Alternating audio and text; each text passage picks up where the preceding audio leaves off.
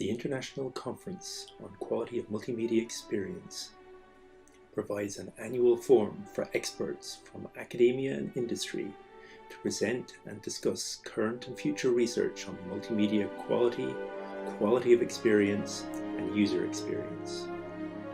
The 12th edition in 2020 is a conference unlike any that has gone before it.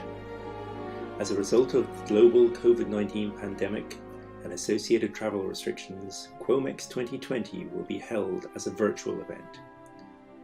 Without the planned Céad Míle Fáilte, or 100,000 welcomes for visitors to Athlone, Ireland, our aim is that the high-quality technical programme and adapted social events will deliver a novel and memorable experience for all attendees.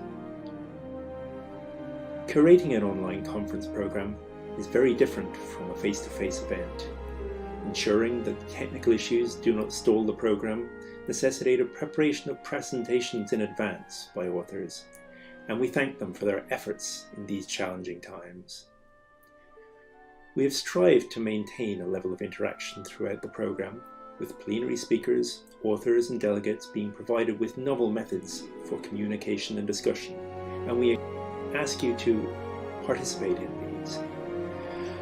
As a result of the online format, the programme duration was curtailed to maintain the quality of experience. Many of the novel additions to the programme had to be adapted and condensed, such as social mixers, the early career mentoring, and industry demo sessions. However, a strong technical programme remains and contains a mixture of the regular areas of QoE, emerging topics including point clouds, data-driven machine learning, and immersive quality of experience. We would like to thank the Technical Programme Committee for all their hard work in providing rigorous and constructive peer review through what turned out to be a period of unprecedented upheaval, as we all adjusted to working from home. This year saw the largest number of full paper submissions in QoMEX's 12-year history. It has also seen the largest number of attendees register, with attendees from all over the world numbering over 320. We are delighted to welcome both new and returning attendees to QoMEX. We have invited plenary speakers to deliver keynotes on a complementary set of emerging QoE topics. Stephen Brewster from the University of Glasgow, Hayley Hung from Delft University of Technology, and Mel Slater from the University of Barcelona will introduce their own takes on quality of experience.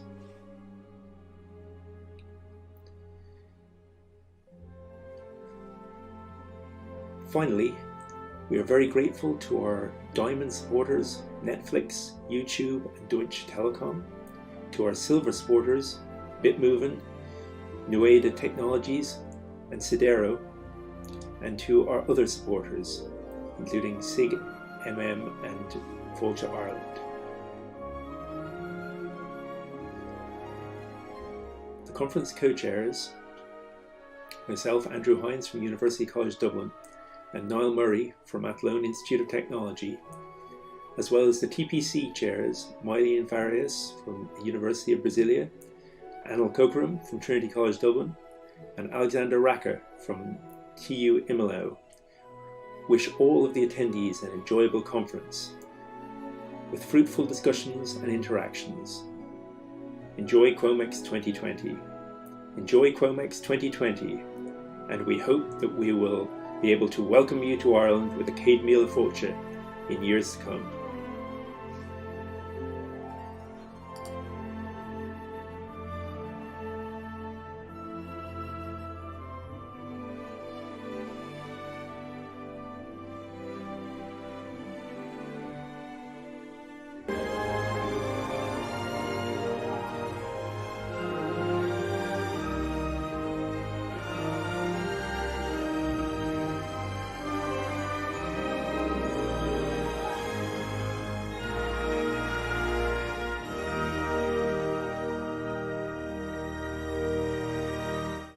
So good morning, everyone, or good afternoon, or good evening, depending on where you're joining us from. Thanks for that intriguing overview, Andrew. My role as part of the opening is to give some information on the processes and statistics from the execution of the QoMEX 20 conference.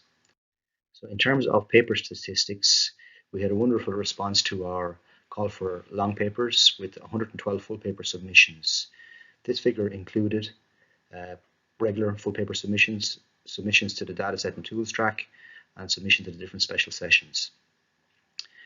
As you can see from the slide here, we had an incredibly competitive review cycle, and the quality of the papers was outstanding, so congratulations to all the authors on this. We had an acceptance rate for the full papers of just over 48%. And in terms of the short paper submissions, we had 40 short papers across the special sessions, the demo, and the dataset and tools tracks. And we had an acceptance rate of 55% for the short papers. So I just want to acknowledge the work that the authors have done in preparing their manuscripts, but in particular, considering the times we're in, their work they did on preparing their presentation videos, their presentation slides, and I think you're going to find that when we're going through the various videos and the interaction in the hubs, you'll appreciate the amount of work that they have done. So the review process for those papers was, for all full papers, were assigned at least 3 reviews, with an average of 3.9 reviews per paper. For the short papers, there was at least 2 reviews assigned to every paper, with an average of 2.6 reviews per paper. We had this structure this year to support the TPC chairs and to support the program committee, whereby area chairs were responsible for providing the meta reviews. They were also responsible for looking at the various quality of the reviews, and to help initiate discussion between the reviewers to try and reach a consensus in terms of a paper decision. So in terms of registrations for QoMEX 2020, we have 328 registrations across some 38 countries. And I really think that this reflects that the QoMEX conference series is a global conference series now. And I'd like to extend a warm welcome to those who are attending QoMEX for the first time, and I hope you enjoy the experience. So as you can see here on the slide for the organizational committee, we had quite a significant team based primarily on the assumption that we were going to host the conference in Athlone. Nonetheless, in the last couple of weeks, the team has really come together, and I want to thank all of the different chairs and sub-teams within this for the work they have done. Due to the conference being online, there are certain aspects which we had done a lot of work on, like diversity and inclusion, and I want to acknowledge the work of Mark Daly and Catherine on this, and also acknowledge the support we received from SIGMM for this. I also want to have a special word of thanks for Mylene, Anil, and Alex as the TPC chairs. I learned a lot from each of them, and congrats to Mylene, who's become our resident EDAS expert. A special mention also goes to Conor Carey, who's done a fantastic job on the website and also jumped on the virtual conference team last minute. So in terms of the program, so again, due to the COVID pandemic, we had a curated program to try and maximize attendee engagement.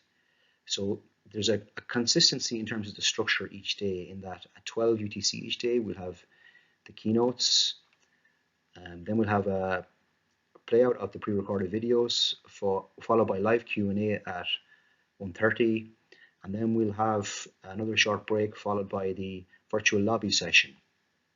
And I'll talk a little bit about the execution of the virtual lobby section shortly.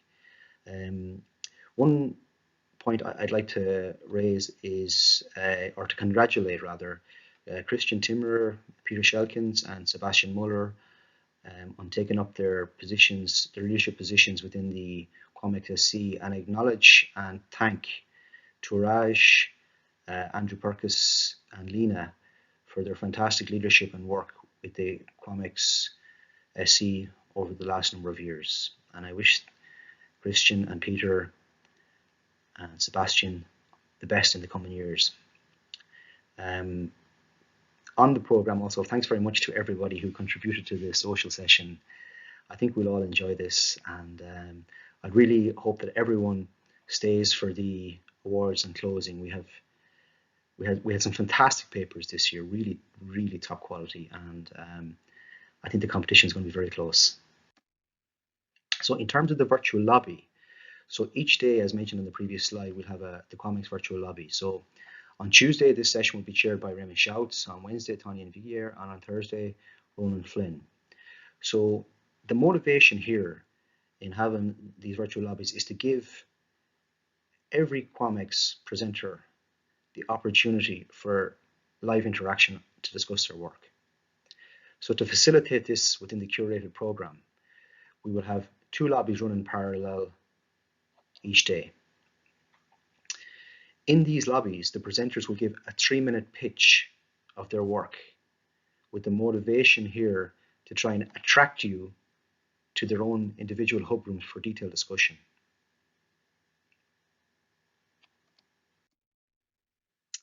So once the lobby sessions are completed, you as an attendee will then select whichever individual room you want to attend, and you can enter that room, move around, and have detailed Q&A with the authors. This navigation occurs through the conference portal. And Andrew shared a really nice tutorial on how to navigate the conference portal in the email last night. So in terms of attending the different hub rooms, so as mentioned, the pitches will take place, and then you'll have the option through the conference portal to attend whatever hub room for detailed discussion with the authors. We really encourage you to attend as many of the rooms as possible. You know, the authors have done a lot of work in preparing their videos, which are also available on the portal, their presentation slides, and we really encourage you to do this to facilitate interaction. So in terms of interactions from your perspective, or the attendee's perspective, we'll have Slido to capture questions, and you can vote on questions that you like that already exist. For back channel communication, we'll use the QoMEX Slack channel, and of course, as we have used throughout the organization, we will use the QoMEX Twitter account to share information. If you want to tweet in the conference, please use this hashtag QoMEX 2020, so we can post-process any of the data that we captured during the conference. So in terms of our supporters and sponsors, I genuinely would like to thank all of the different sponsors. Without their support, it would be impossible to run a conference, particularly online. So thank you very much for this. So that's it for me. I want to wish you a wonderful QoMEX 2020, and I hope you're all keeping safe and well, and have a great week. Thank you.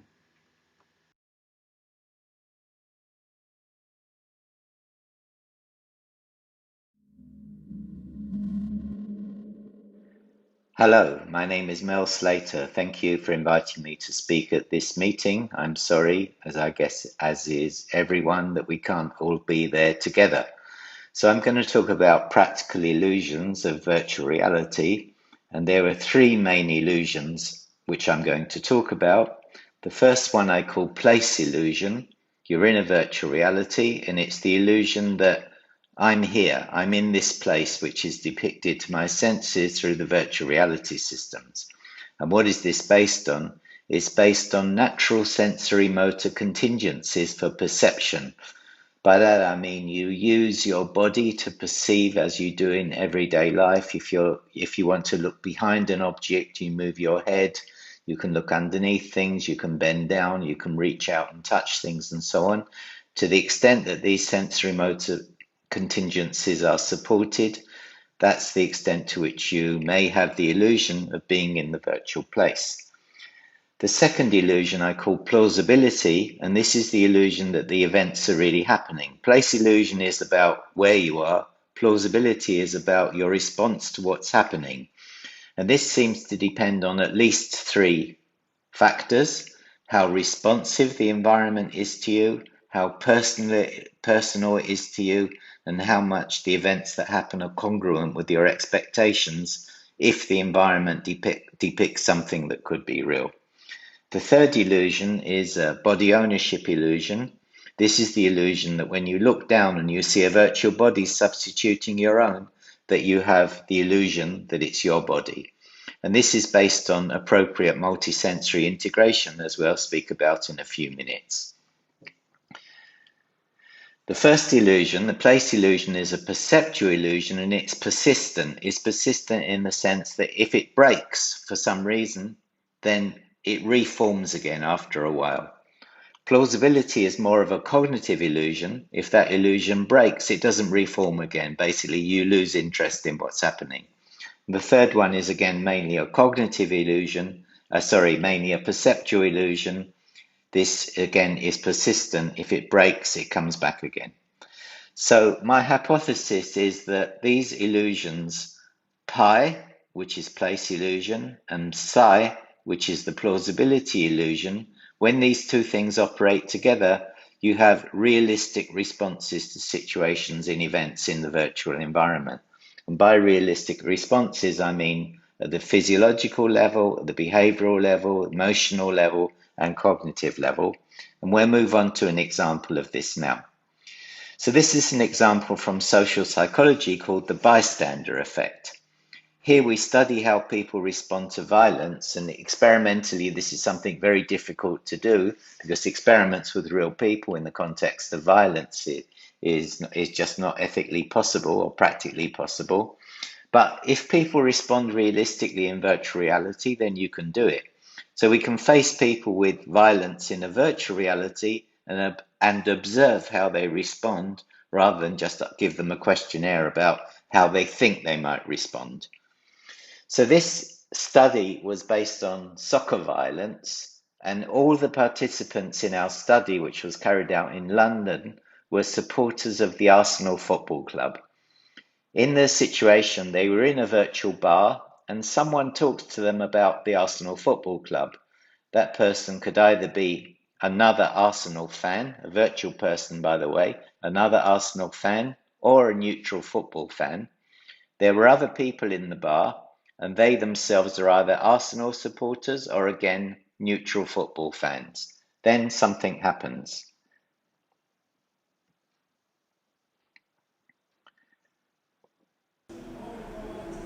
So this was filmed in a cave system. Yeah, hello. Yeah, I'm good. How are you? Our subject is talking I'm from North to London. an originally. Arsenal supporter in this case. And they're just talking stuff about how much of they course, like yeah. football, Arsenal, and so on. So It there's was good. They rapport could have done building much better, between but I mean, the team was okay. Yeah. the subject and the virtual subject, the virtual character. Notice Well, another I'm guy waiting has for my come to season sit ticket, in the bar. but I try and go whenever I can. So let me wind this forward a bit. This conversation carries on for a while. Yeah. Yeah, it was. And notice Find one him. is better than- You got a problem? Sorry? I said, have you got a problem? No, mate. Yeah, well, I saw you looking at me. I didn't look at you. Well, I saw you. I saw you staring. No, we were having a No, conversation. I wasn't staring at you, mate. Something to get off your chest. No. You sure about that?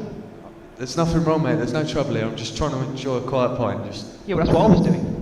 Enjoying a quiet pint. go back to your table, enjoy a quiet pint. We're back down. Tell me to go back to my table. Not So this confrontation continues. The blue one becomes more and more aggressive, and the one in red, the Arsenal supporter, however much he tries to dampen down the situation, it seems to get You worse and actually support worse. Arsenal. Yes, I'm an Arsenal When was the fan. last thing they won? Doesn't When was the last matter. thing they won? Doesn't matter. Yeah, I haven't asked for nothing. any Nothing. trouble. No. And it gets worse and worse. You Calm leave down. There's now. no need for this. Well, take your Calm pint down. and f*** off. Why? Notice there's You another offend- bystander that join shirt them offends me. now. Hold on. Take it off and you can stay in. I'm not going to take it my off and shirt. have a drink. I'm not going to Take take it off. Keep shirts off. Leave it alone. Listen, just calm down. What's going on There's here? no problem. You told me What to have I leave. done? So what happens?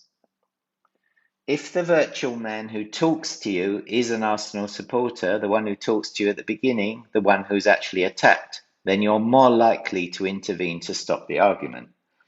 if the other people there are Arsenal supporters, you're less likely to intervene, because it's kind of like saying, why should I be the one to intervene? Let them intervene.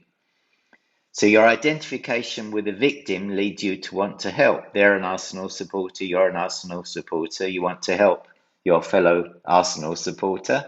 But if others with the same identity are there, you leave the responsibility to them. And you might think, well, kind of it's obvious. Yeah, it's obvious, but this is virtual reality. Nothing really is happening. So how is it possible that people get upset in this virtual scene and they try to intervene to stop a fight between non-existing people? For this to happen, participants must have the illusions that first, they're in a different place. This is the sensory motor contingencies leading to place illusion. And second, that the events are really happening, that their responses lead to plausibility, the responses of the system lead to plausibility. And this is in spite of knowing these are illusions. So presence can lead to realistic behavior. It doesn't matter that you know that they are illusions. You just can't help responding. At some level, the brain doesn't know about virtual reality and it just responds. And actually, this is the safe computation for the brain to make, that these events are really happening, because they might be. As I said, at some level, the brain doesn't know about virtual reality. It just responds to sensory input. So I have a strong view about place illusion. This is the strong illusion that you're in the virtual place in spite of the fact that you know that you're not there, that this is not real. This is not to be confused with many interpretations of presence that there have been given over the years, such as attention, interest, flow, task performance. For me, presence is purely the illusion that you're in a place where you know you're not. So in this definition, place illusion is not applicable to our normal everyday experiences. The fact that it occurs is witnessed by the surprise that people have when they put on the head-mounted display and suddenly they're somewhere else, and then they make adjustments to their perception afterwards. So they get surprised, where I mean surprised, first of all, in an ordinary everyday meeting. It's a perceptual shock to go into a cave or put on a head-mounted display and suddenly you're somewhere else. But it's also surprise in the technical meaning, in the meaning of entropy, where we need to minimize surprise to be able to function in this new environment. So here's an experiment we did several years ago, minimization of surprise. In this experiment, participants experienced a gradually forming virtual environment, and the way this was done was that polygons were just appearing apparently at random, and there were three conditions. In the stress-inducing condition, participants found, after all the polygons had formed, or some percentage of them, participants realized that they were standing on top of a column, a tall column. In the non-stress condition, it was exactly the same. Participants were in the same environment, but the column was at ground level, so they weren't standing high up on a column. In the random one, the same polygons were used, but they were randomly rotated, so the environment in the end never came to mean anything. And what we measured was head gaze direction entropy. So we measured the scan paths of the head gaze direction and calculated its entropy, and then also skin conductance responses. And the results were very interesting. If we look at, on the horizontal axis here is the time, and the vertical axis is the scan path entropy in the solid line, and the skin conductance responses in the dotted line, then we can see scan path entropy gradually declines as the environment forms, but just around the point when the environment is known. In other words, when the environment's random, you're moving your head around a lot and your gaze direction is changing kind of at random. But as the environment forms and you understand what it is, the entropy of your head movements goes down. Just at that point is where the skin conductance results, the skin conductance responses increase, because you realize you're standing on top of a column. Whereas in the no entropy, in the no stress condition, that doesn't happen. You see the environment gradually forms as before, and the entropy tends to go down, but there is no change in skin conductance responses. In other words, just at the point you realize you're standing at the top of the column, the entropy goes down, the surprise goes down because you know where you are, but the shock goes up because you're standing on top of a column. But in the non-stress condition, it doesn't work the same way. This is another example. The cross lines are the cross lines are in the first period of the experience, and the circle lines are in the second period of the experience. And you can see that the number of skin conductance responses on the horizontal axis is inversely related to the scan path entropy. So the higher skin conductance responses correspond to lower entropy, and lower entropy means less surprise. You've adapted, you understand what the environment is. Now I'm going to talk about plausibility a bit. In the bystander study, there was an earlier failure of plausibility in an earlier study that we did, which illustrates the concept. So for example, the first time we tried this study, it didn't work very well because many subjects said, a fight like that would never happen in a bar like this. Why? Because the bar didn't have the kind of decorations that it would be a place where football supporters visited. So we failed on reproducing expectations that people would have for the kind of place where this kind of fight would happen. So plausibility, when you're reproducing something in virtual reality that could happen in reality, plausibility demands domain knowledge where the situation represents something that could happen. We also carried out an experiment with medical doctors, which also illustrated a failure of plausibility. Medical doctors these days, I don't know if you've been, probably not recently, by the way, but if you've been to a medical doctor, you know they spend a lot of time now looking at their computers rather than at you, the patient. And when we did a study and there wasn't a computer on the virtual desk of the doctors, then they said that this didn't really work for them. So plausibility, though, is a very complex topic. Look at this example. This is a study of fear of heights. So people are standing high up on a building in an atrium, and look what's going on in the atrium. There's a shark swimming around in the open air. Doesn't make any sense. But somehow people didn't reject this. So somehow there can be situations where you can introduce completely wild, unexpected events, but people still go along. They don't lose plausibility. And this is something very complex to understand. So now I'm going to talk about measurement. What are the necessary conditions for place illusion, pi, and plausibility, psi? They're completely computable. As I said, pi is how you perceive, and that depends on what the hardware and software of the virtual environment affords you for perception. And psi is what you perceive. Well, this is everything there is programmed.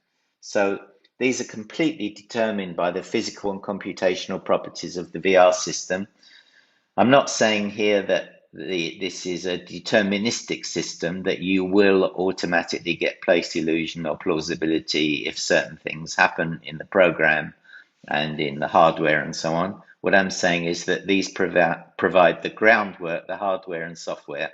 The program provides the groundwork on which place illusion and plausibility can arise, because there are individual differences between people.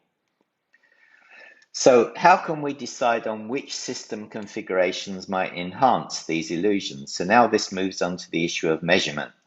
So I would say avoid sole reliance on questionnaires. Questionnaires have the problem that intersubjective comparisons of ordinal scores between people are problematic.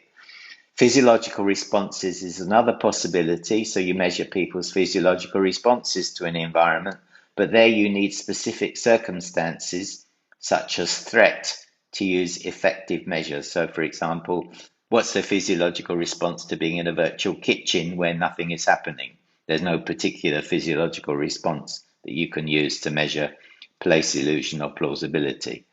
So several years ago, we introduced a psychophysics-based approach analogous to color measurement theory. So the idea of this is that the sensation of red, for example, is a subjective experience. We can't know if different people experience the same sensations, but generally they do agree about what's red. And there's a well-founded quantitative model for color perception based on this.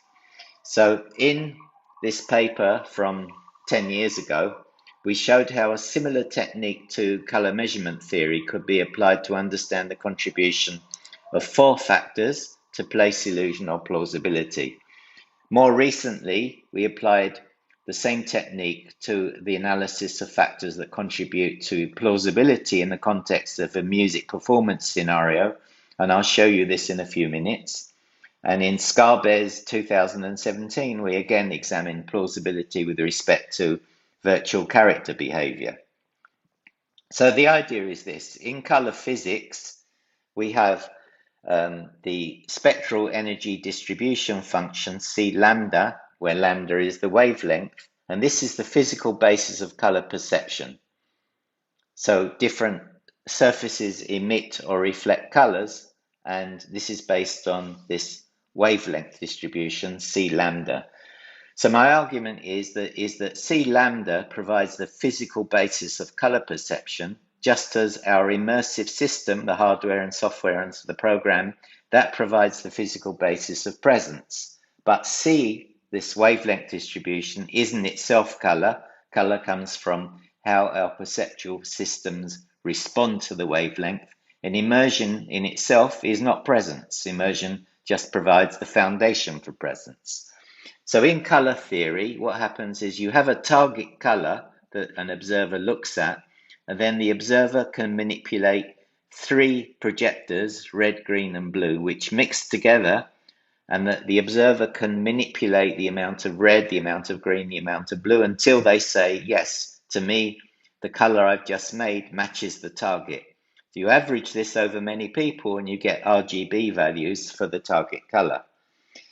So now I'm going to show how we use a similar idea to look at the plausibility of a string quartet in virtual reality. So we had, first of all, a target level of plausibility, which is that we had 4 factors and we played them all at the highest level that participants experienced for a couple of minutes. And we asked them to remember how real this felt to them.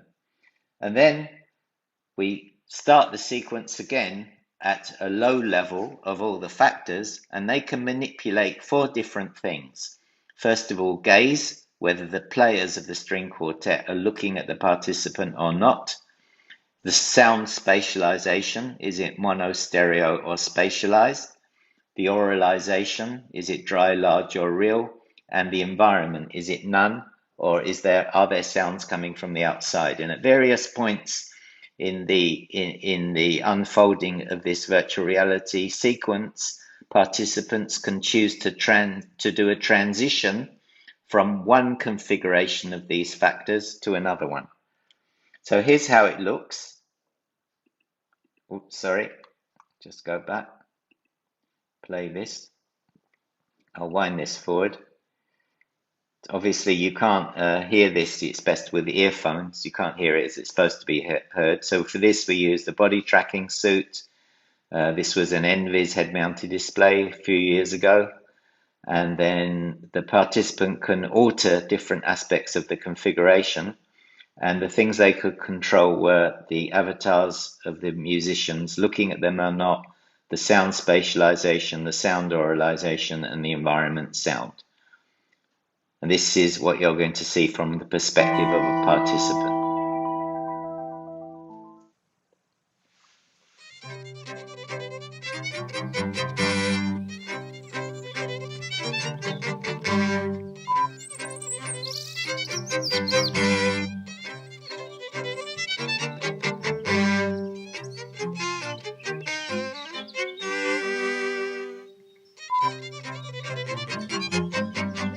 And so it goes on.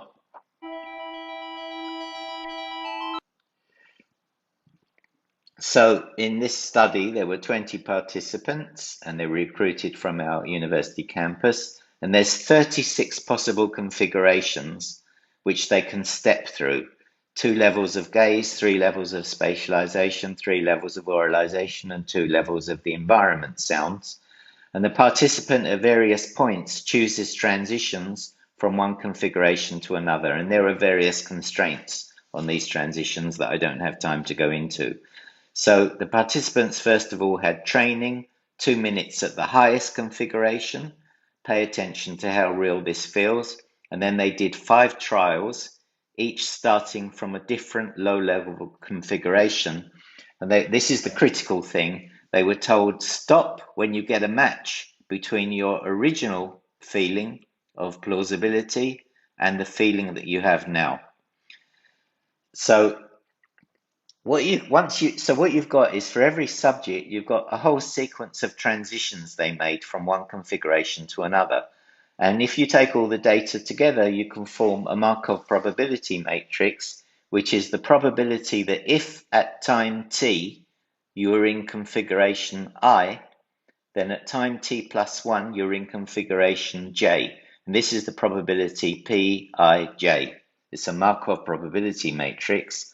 And if we have U as a vector of initial probabilities of all the configurations, then U times P to the power of K gives you the probability of being in the various configurations after K transitions. And so the particular configuration of interest is where you start with all the factors at their lowest level.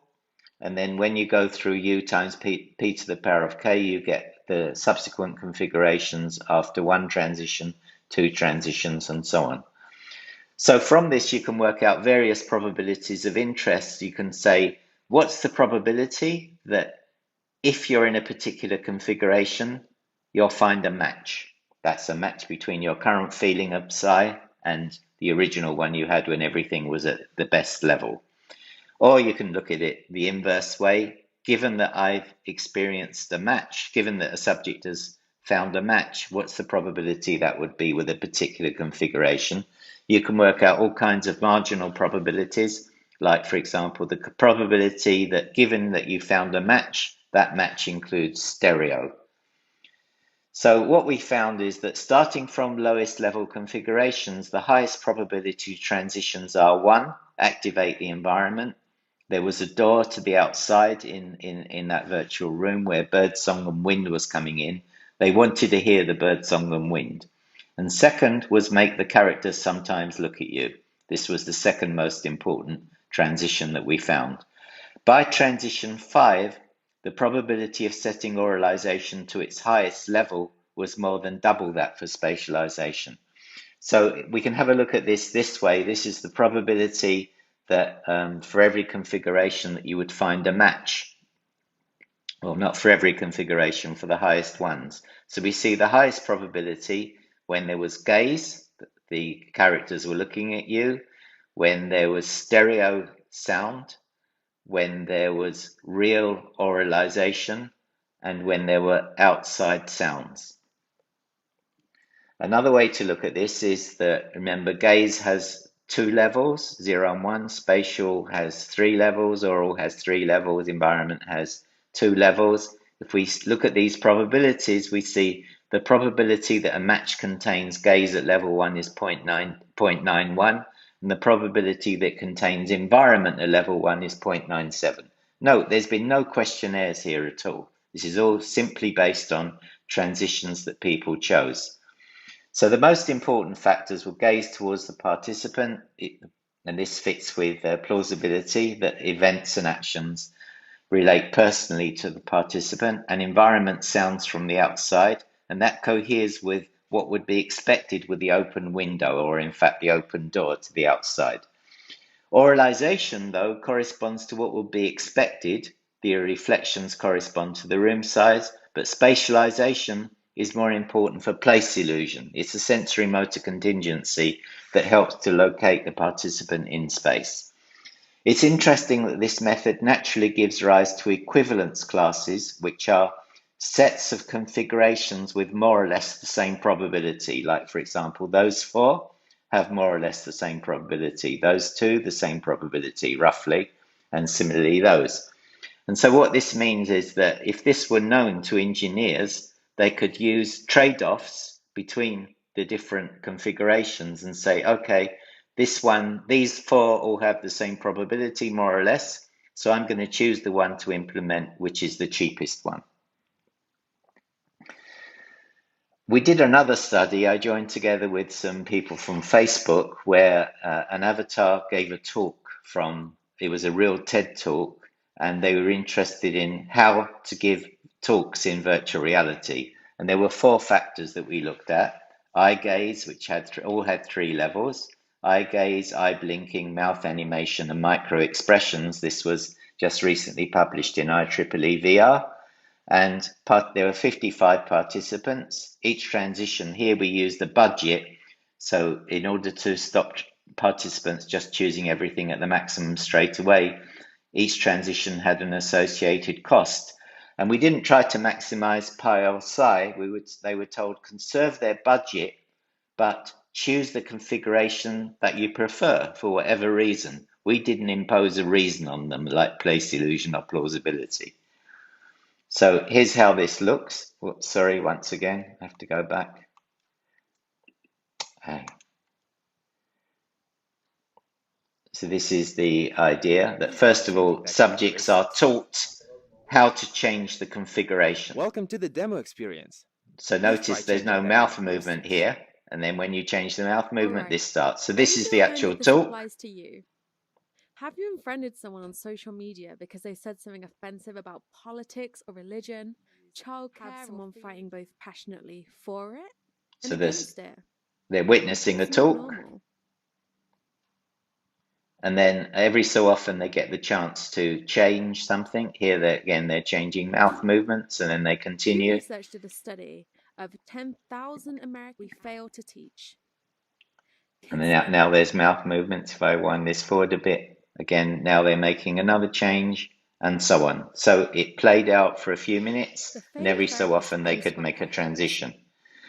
So what we found is that, for example, again, there's no questionnaires here. It's all based on transitions. After 7 transitions, the configurations will contain the factor at the given levels. So, for example, remember there were three levels of each factor, level 0, 1, or 2.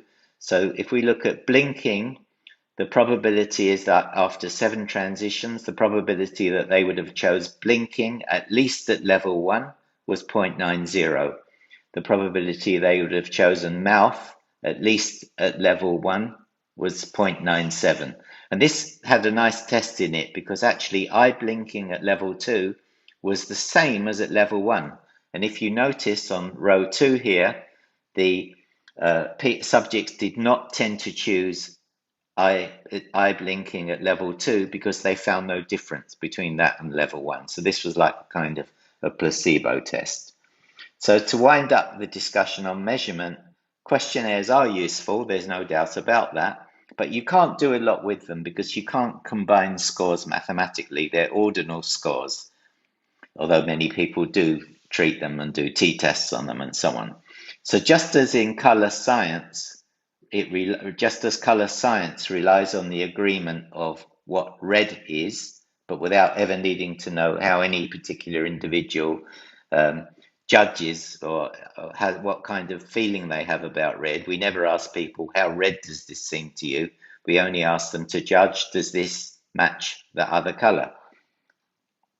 So our method here relies only on the fact of participant choices, their transitions, and only on the fact that, okay, we've reached a stage that we're happy with.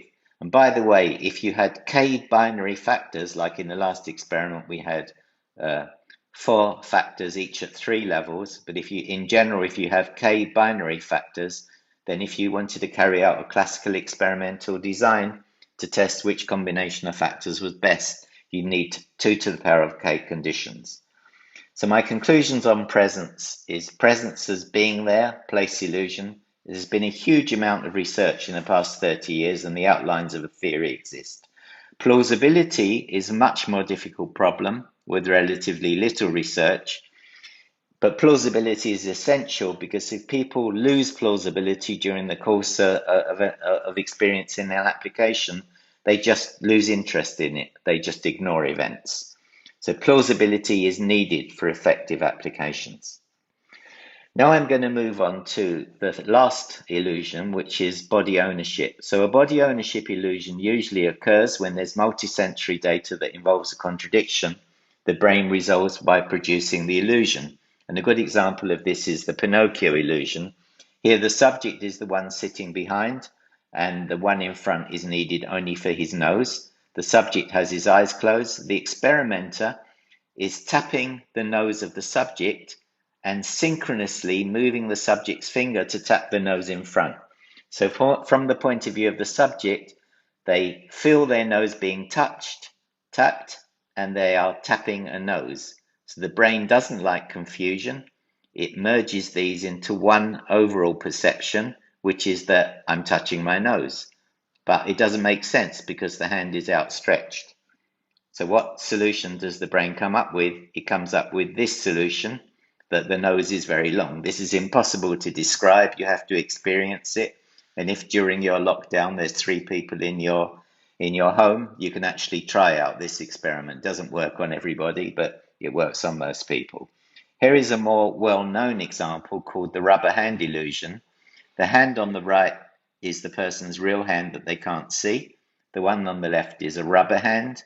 The experimenter synchronously tapping and stroking the real and rubber hand. And after a while, it feels like the rubber hand is your hand. And if it's attacked, you respond. It's a very strong illusion. This is what I mean by multisensory integration. So how do we do this in VR? We can use visual tactile synchrony like the one you just saw, but we tend to use more visual motor. Here, the person, when they look down, they see a virtual body substituting their own. When they move, it moves with them. They can see it by directly looking at themselves and also in a mirror. This typically gives rise to a strong illusion. This is my body.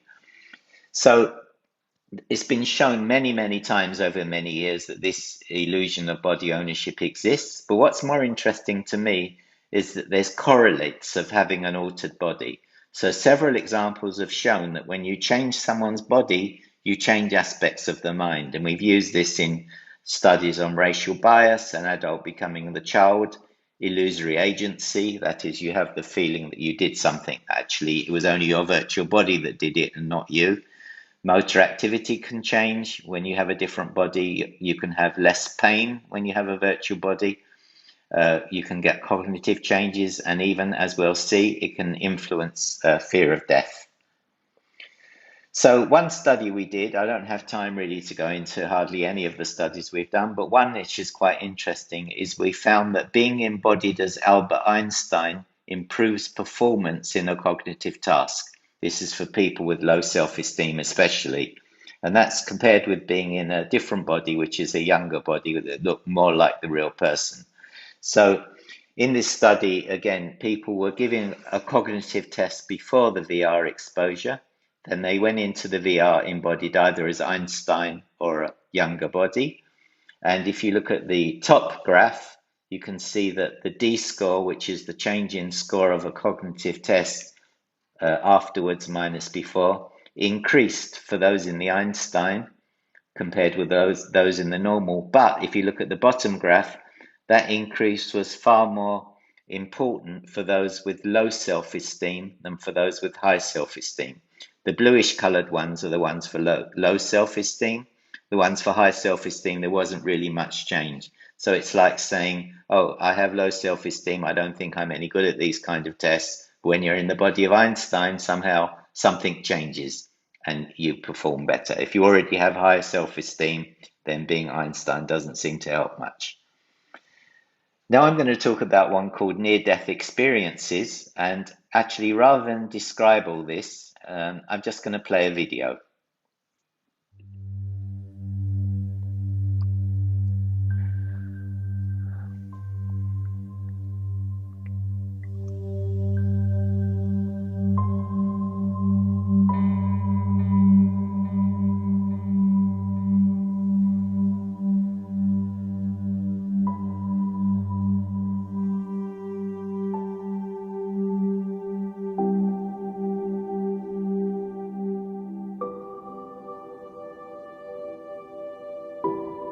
So therefore we had the idea that in immersive virtual reality we could actually put people through experiences where, for example, one, they can have the illusion of being separate from their physical body, actually have that experience.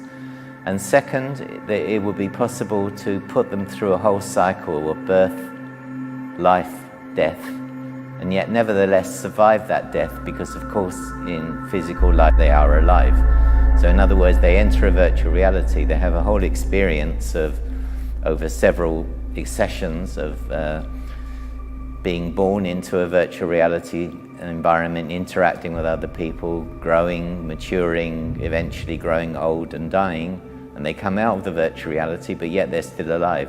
So it occurred to me, the brain may unconsciously take this as a kind of model of how our own existence is, because maybe when we die we go to another plane.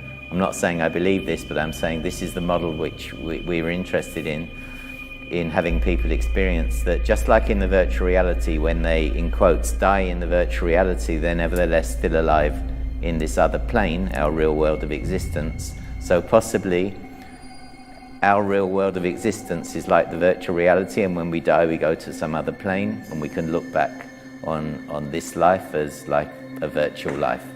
So this was what motivated me to be able to use virtual reality to explore in a scientific way these very, very interesting and obviously life and death situations.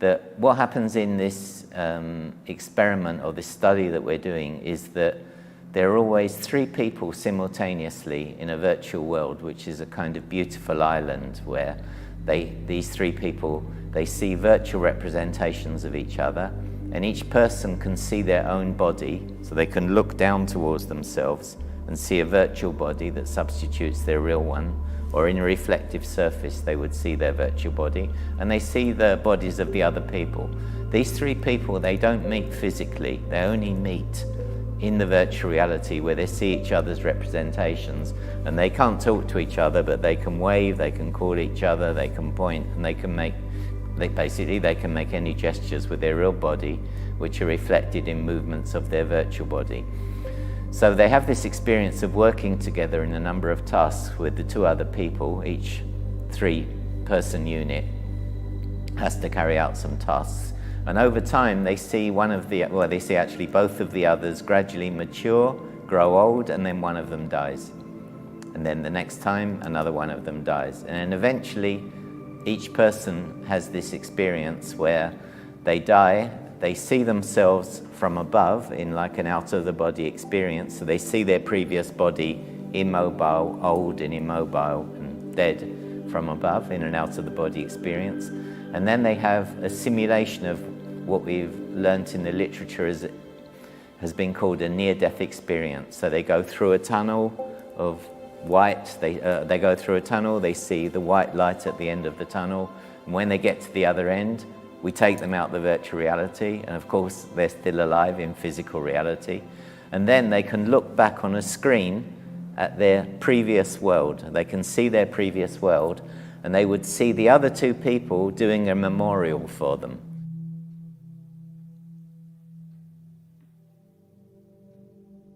So they've had this whole process of being born into. Solemos decir que de la tierra venimos y a la tierra volvemos. Y entonces, cuando vi lo del árbol, fue como que noté el mundo virtual, que no es así, pero lo noté como creado para mí. Sí. Yo tuve la teoría, teníamos un diario en el que teníamos que ir escribiendo todos los días. Y yo empecé, cuando murió el primer avatar, dije, no me gustó y dije, bueno, voy a empezar a memorizarlo todo por si hay algún indicio que me indique que yo voy a morir. Y entonces empecé a fijarme todo en el ambiente, en los avatares y todo, ¿no? Y entonces empecé a darme cuenta que la evolución del cuerpo estaba relacionada con la muerte. So in this experiment, we embodied people in a shared virtual reality for 6 days, 30 minutes at a time. There was very strong social presence and body ownership. People had strong sadness on finally leaving the island forever. Compared to a control group, we found that the experimental group reported attitude changes. They had greater interest in global issues.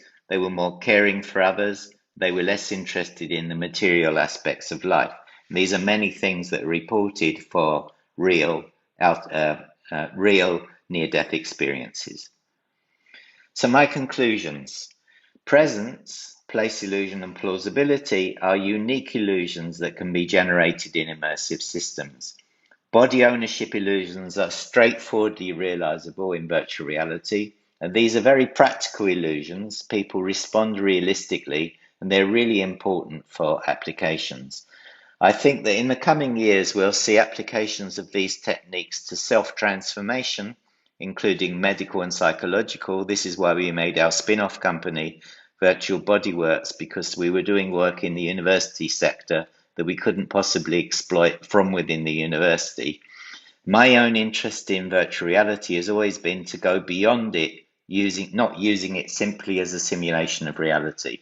So in virtual reality, we can have impossible but real beneficial experiences. So for example, when I have a problem, I can talk to, for example, Steve Jobs about it using embodiment. And I had a problem in the preparation of this talk. And to conclude, and as a kind of summary, I'll show you what happened.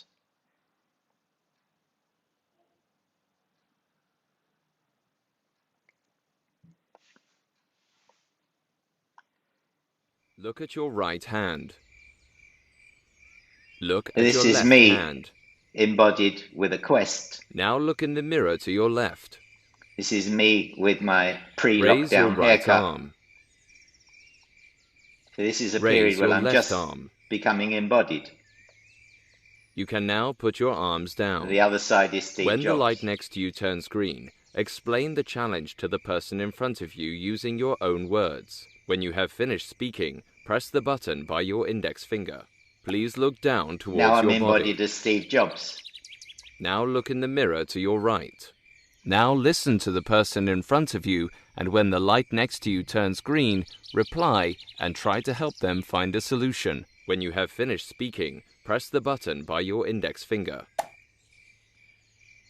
Hello, Mr. Jobs. Thanks very much for seeing me. I know you're very busy. What I wanted to talk about is that this week I have to prepare a talk for QoMEX 2020. But last week I gave a talk which several thousand people seem to have watched. And I'm worried about overlap between the talks and me just giving the same thing over again. Hi, nice to meet you, but come on, man, are you telling me you've got nothing else to talk about after all this work and all these years? Come on, think about it. Well, I guess you're right, because like I didn't really talk about presence, I didn't talk about measurement. We've done several experiments on body ownership that I didn't talk about. Well, actually, I remember we did the one on fear of death. I haven't talked about that hardly. So yeah, maybe I can come up with something. Fear of death? You really want to go that far? Okay, but man, it's up to you. Anyway, I think we've said enough and we can finish now if that's okay with you. So there are many people in my lab who are behind all this work. These are people either pre or present members of the lab who have contributed in various ways to what I've talked about today. And almost all the funding for this is from European Union and mainly European Research Council. So thank you very much for listening, and I guess I'll be answering questions soon.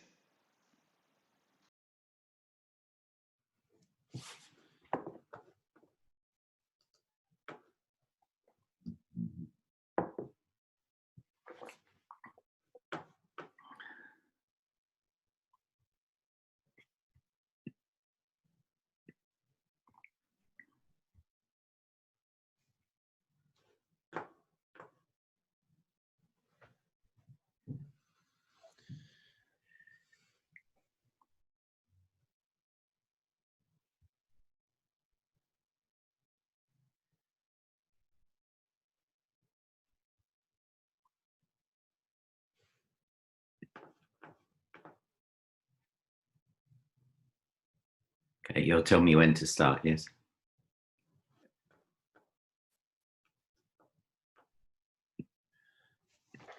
Hi, everybody, and welcome to the live portion of this talk. My name's Andrew Hines, and I'm the General Co-Chair of QoMEX 2020, along with Niall. You can see live on the screen here with me is Mel Slater, and so thank you for joining us, Mel. It's a real shame that we don't have you in Athlone, because the weather is excellent. So it would have been a perfect few days to be in Athlone, but thank you so much for the really interesting talk. Most of all, thanks for the lockdown activities that you gave us with rubber hands and big noses. I'm going home to try them out later. So there's been quite a lot of interesting questions coming through on Slido. So maybe we can kick off with a few of them. One of the first questions to come through concerned the measurement and the volume of data, and how much data is collected for these things. And I guess the noise in the data is another factor in this. I wonder, could you tell us a little bit about your thoughts on the volume and noise in data when it comes to measuring these things, where it's not just a clear questionnaire that you're asking? Yes, so first of all, thank you again for inviting me. And I'm sorry we can't all be together. I'd have loved to have been there. So I guess this is talking about the experiments, or the methodology that we're beginning to use more and more now, transitions. Yes, there's a fair amount of data because each person makes many transitions. Then you pool all the transitions together, and from that you can work out various proportions, like how many decided to stop in this or that particular configuration and so on. But once you've collated all that together and you've built the transition matrix, which is the matrix of probabilities, then you can calculate everything from that one matrix. Now, what's the noise in the data? That's impossible to answer because there's no ground truth. So the only thing we know, unlike questionnaires, the only thing we know, the facts, if you like, of this method are that people said this was my match. So that's the only ground truth we have is what people decide. I decide to stop here because this is basically gives me the same level of plausibility, or this is the one I prefer that's good enough, and I don't need to make any more transitions. So the whole thing is just based on observable facts that people decide that they're going to stop at this point for whatever reason. And basically in this, it's all we care about. So the volume of data, completely manageable. It's unlike experiments where you collect, say, in other experiments, we collect physiological data like heart rate and skin conductance and this kind of thing. And that's far, far more data than we ever collect. Transitions also a lot more messy to deal with. So the volume of data is quite manageable. And the question about noise, in a sense, it doesn't arise because the only thing we're measuring is the fact that people say, I'm stopping now. I'm not going to do any more transitions. And that's all we're based on, is that. There was another question in here that's quite a related thing in terms of what can we measure, and the feeling of presence and whether it will decline when people get used to systems. So when TV was new, viewers had the feeling of being there, but not anymore. I guess do you think that there's a consistency in the level of plausibility that people have, or is an experience a big factor in terms of your expectations? Okay, so I can only answer anecdotally. So I had my first virtual reality experience in 1991. And a few days ago, I was in virtual reality and I was playing a game called Super Hot. And this is where characters come towards you and you have to stop them. They're made of glass, these characters, so you don't feel particularly guilty at destroying them. And I got to a situation where I was very much under threat. And I went to throw an object at one of the characters, and I actually threw the hard controller, the actual controller I was holding in my hand. So I personally have never known that this experience diminishes over time. And I think there's a reason for that. So when we're watching a movie or television or something like that, yes, I can completely understand why people, when they first saw this, the train coming towards them in the early part of the 20th century, or towards the end of the 19th century, that they ran out because they'd never experienced anything like this before. But what we experience in virtual reality, we experience every day. I do this, I look around, I see another part of the world. I look under my table here, I see another part of the physical world I'm in. So when we do that in virtual reality and it works and there's minimal latency and so on, and the visual images we get update in the way we expect from everyday reality, the simplest hypothesis for the brain to form is we're here, this is where we are. So even though at a higher cognitive level, you might be saying to yourself, oh, I know I'm not here, it doesn't matter. Me personally, but I've seen this certainly with many other people, you go into a virtual reality, you know it's virtual reality, you put on the head-mounted display, you remember putting it on, and there you're faced with a precipice of several hundred meters. Do you say, oh, I know it's virtual reality, I don't care? No, you don't. Your heart rate pounds, you step back. I've seen people go on all fours on the floor in response to seeing such a scene. They know it's virtual reality. They may even, like me, be used to it, but you can't but help respond. So yes, I think it doesn't diminish over time. That leads me to a little follow-up question of my own. So apologies to everybody for not going straight to the slide.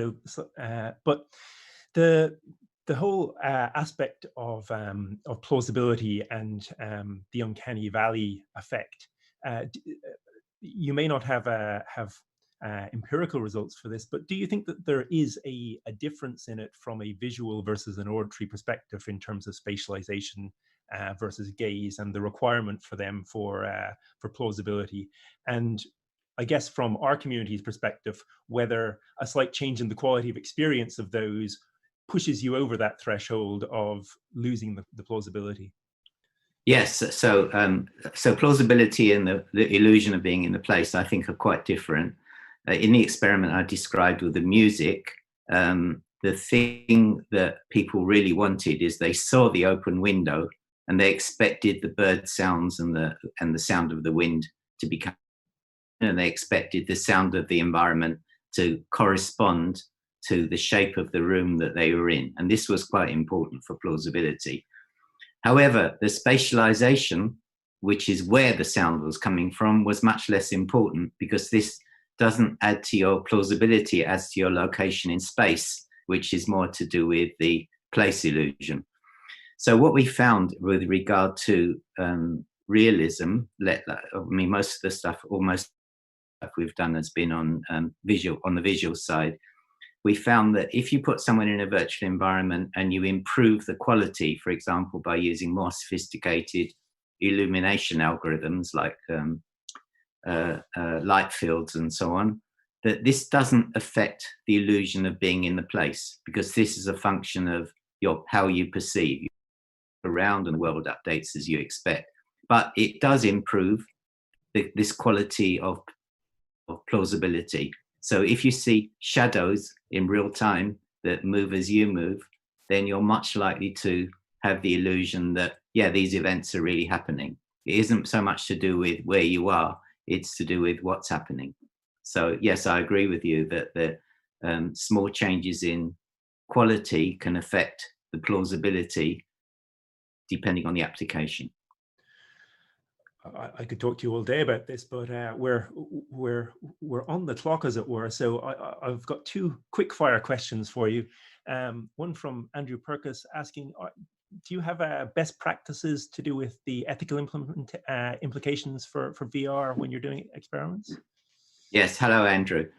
Yes, we do. So first of all, we just published a paper a few weeks ago in Frontiers in Virtual Reality, which was a paper together with most of the industry big players on the ethics of virtual reality, in particular the ethics concerned with increasing realism. And we follow normal practices, which is that whenever we do an experiment, we write it up thoroughly, we submit it to the ethics board. The ethics board will approve or suggest some changes and so on. So we follow long-standing practical conditions. We won't do anything So, for example, if there's going to be some stressful event happening in the environment, we tell people beforehand, we warn them many times that they any time without giving reason. We follow all the standard guidelines that there are for ethics, yes. But you can see in detail in this paper in Frontiers. Having a paper always helps to back up the answer. One final question then to finish up with. You've recommended methodologies for evaluation other than questionnaires, and a question from Mylena Faris asking whether you have you ever looked at the comparing questionnaire answers to your recommended approach and seen the difference in them? Yes, so I think in certainly in the first paper and maybe in the more recent ones, we did have questionnaires, and well, I guess you'd expect the results were correlated with well, of course, with the transitions. With the transition matrix, you don't end up with the transition one. You end up with the probability that this factor contributes to presence is so and so. You don't end up with a presence score, but nevertheless, there are some correlations that you can do, and you find that typically it does correlate with the presence questionnaire. It's quite a different way of thinking about it. You're not asking people's opinions. You're looking at really their behaviors and then measuring probabilities over those behaviors.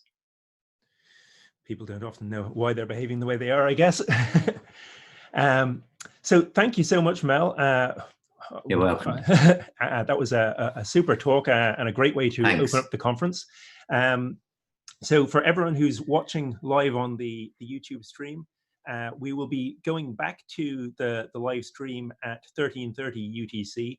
So there's a 30-minute break now. There's a link on the live day one schedule where you can all come and join the Zoom call, and we'll allocate you randomly into rooms so you can spend your lunchtime having a bit of a social, but or you can just go and have your lunch. So thanks again, Mel, and we'll get back to everybody in 30 minutes. Bye-bye.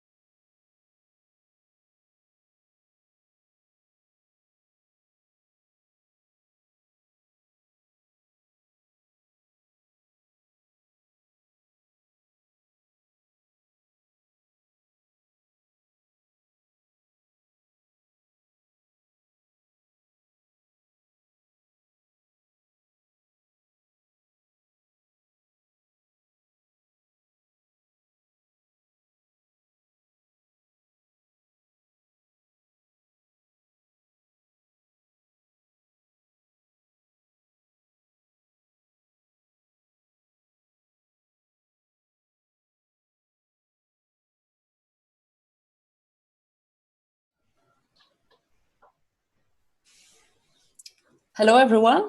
Welcome to this very first technical session, paper session of QoMEX 2020. It's really a pleasure to see so many of you here from all over the world. My name is Katrien de Moor. I'm at NTNU and I will be co-chairing this session, this first session, together with Emin Zerman, who will also introduce himself in a minute. Before we have a very interesting session ahead with 5 very good papers, 5 interesting presentations. I would just like to remind you that you have the possibility to ask questions through Slido, as you can see on the screen. And I think that we will not use too much more time now. I will just give the word to Emin now to introduce himself and to introduce the first speaker. Thank you. Yes. Hello, everyone.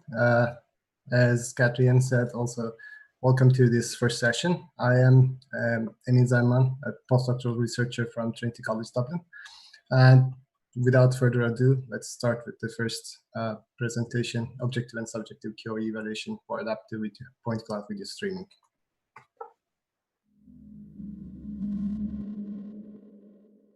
Hello, everyone. My name is Jeroen van der Hoofd, and I'm a postdoc at Kent University. Today, I would like to present to you work we did with colleagues from Klagenfurt University and Osijek University on objective and subjective evaluation of the quality of experience for point cloud streaming. Does anyone remember how Princess Leia was presented here in this Star Wars scene? Well, I would say they are, because this is one of the very iconic scenes where, for the first time in cinematic history, the concept of 6 degrees of freedom was introduced. Why? Well, this hologram could in fact be watched from multiple angles. In different shots, Princess Leia was represented from a different view. And if you think about 6 degrees of freedom, we want to be able to move our head, we want to be able to move our body, then this comes very close to it. Now, since then, 40 years later, a lot of advancements have been made, and we're getting closer and closer to holographic type communication, or HTC in short. Dynamic scenes require a significant amount of data. The objects that you see here, they are not regular video content. They are objects that were really captured and modeled in 3D using a point cloud representation. Now, a point cloud you can actually just see as a huge collection of points, each having an XYZ coordinate, so the geometry of the object, and for instance RGB or YUV values to represent the color of the object. Now, having 1 million points together takes a lot of data, and especially if you're working with different frames and if you want to have moving objects as you just observed here.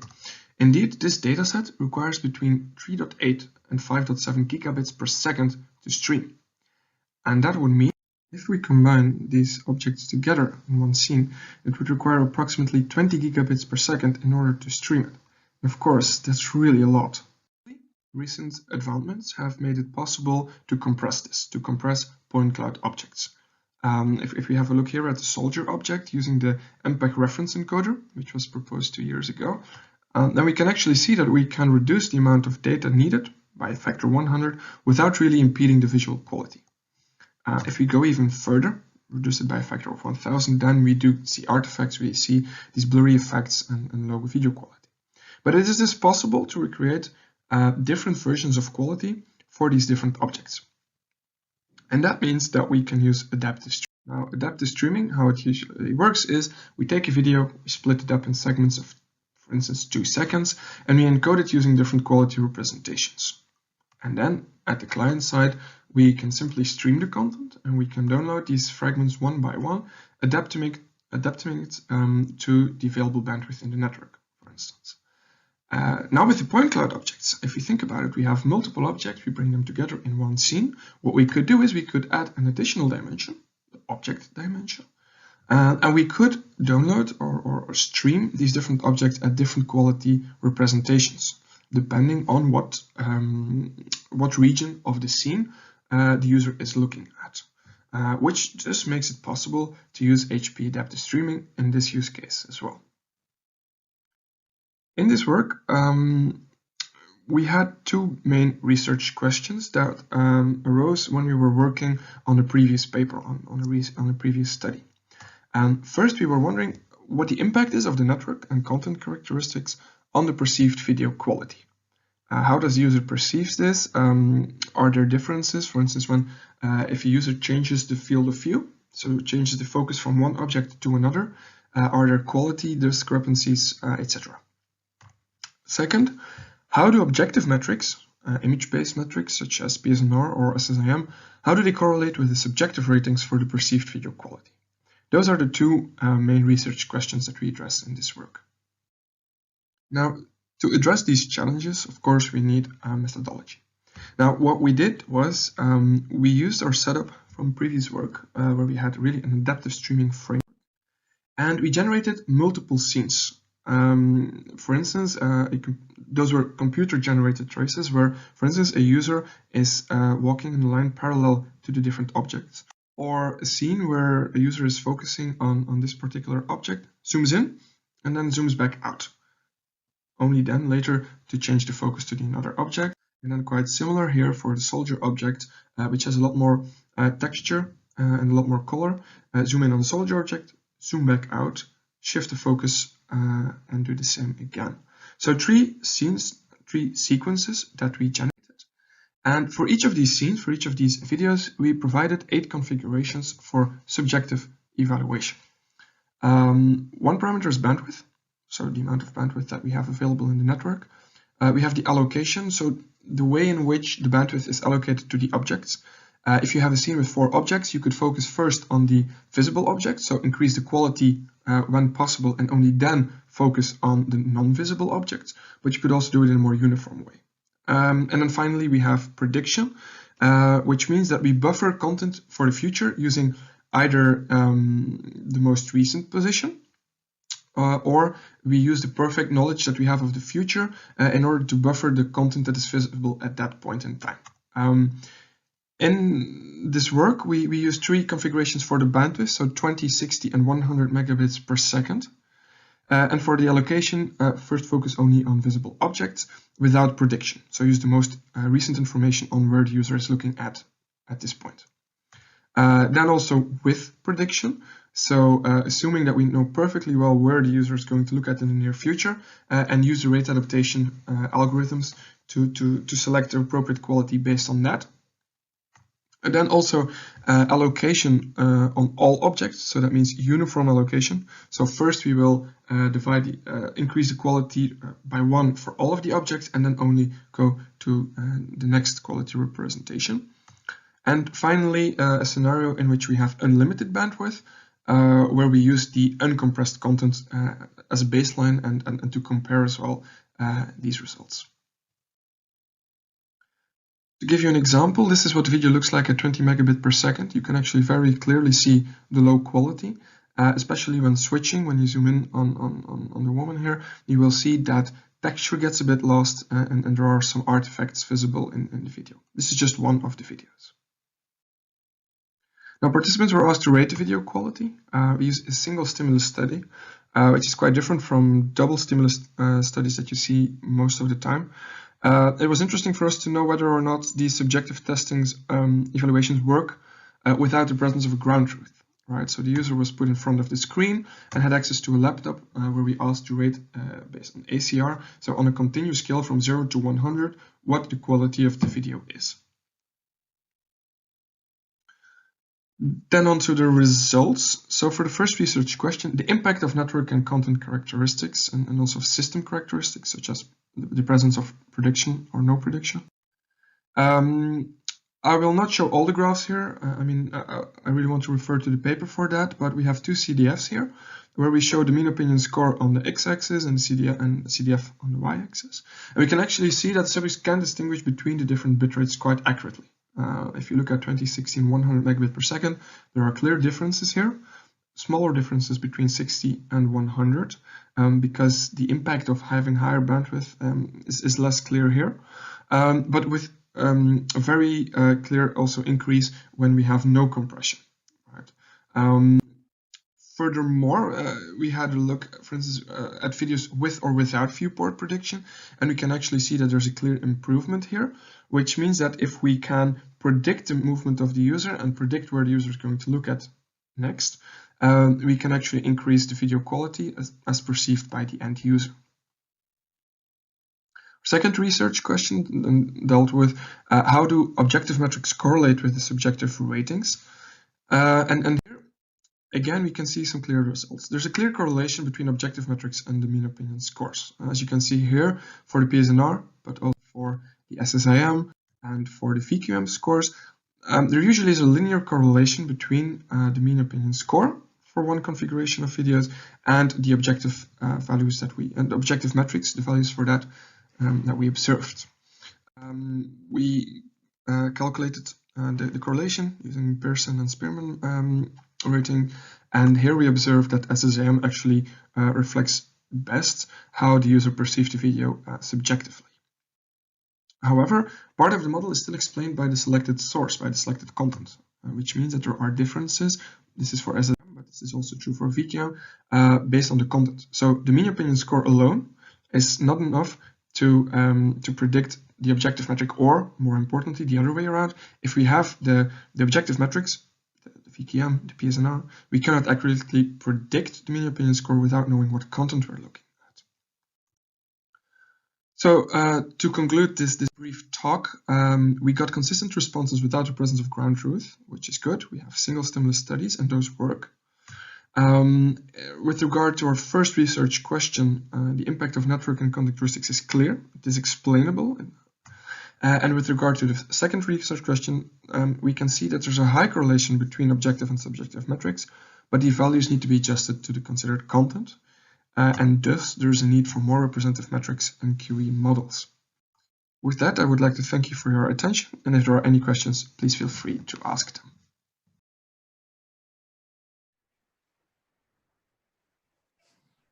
So, Jeroen, thank you for this good presentation. Now we will take some questions. So let's start with the question on Slido.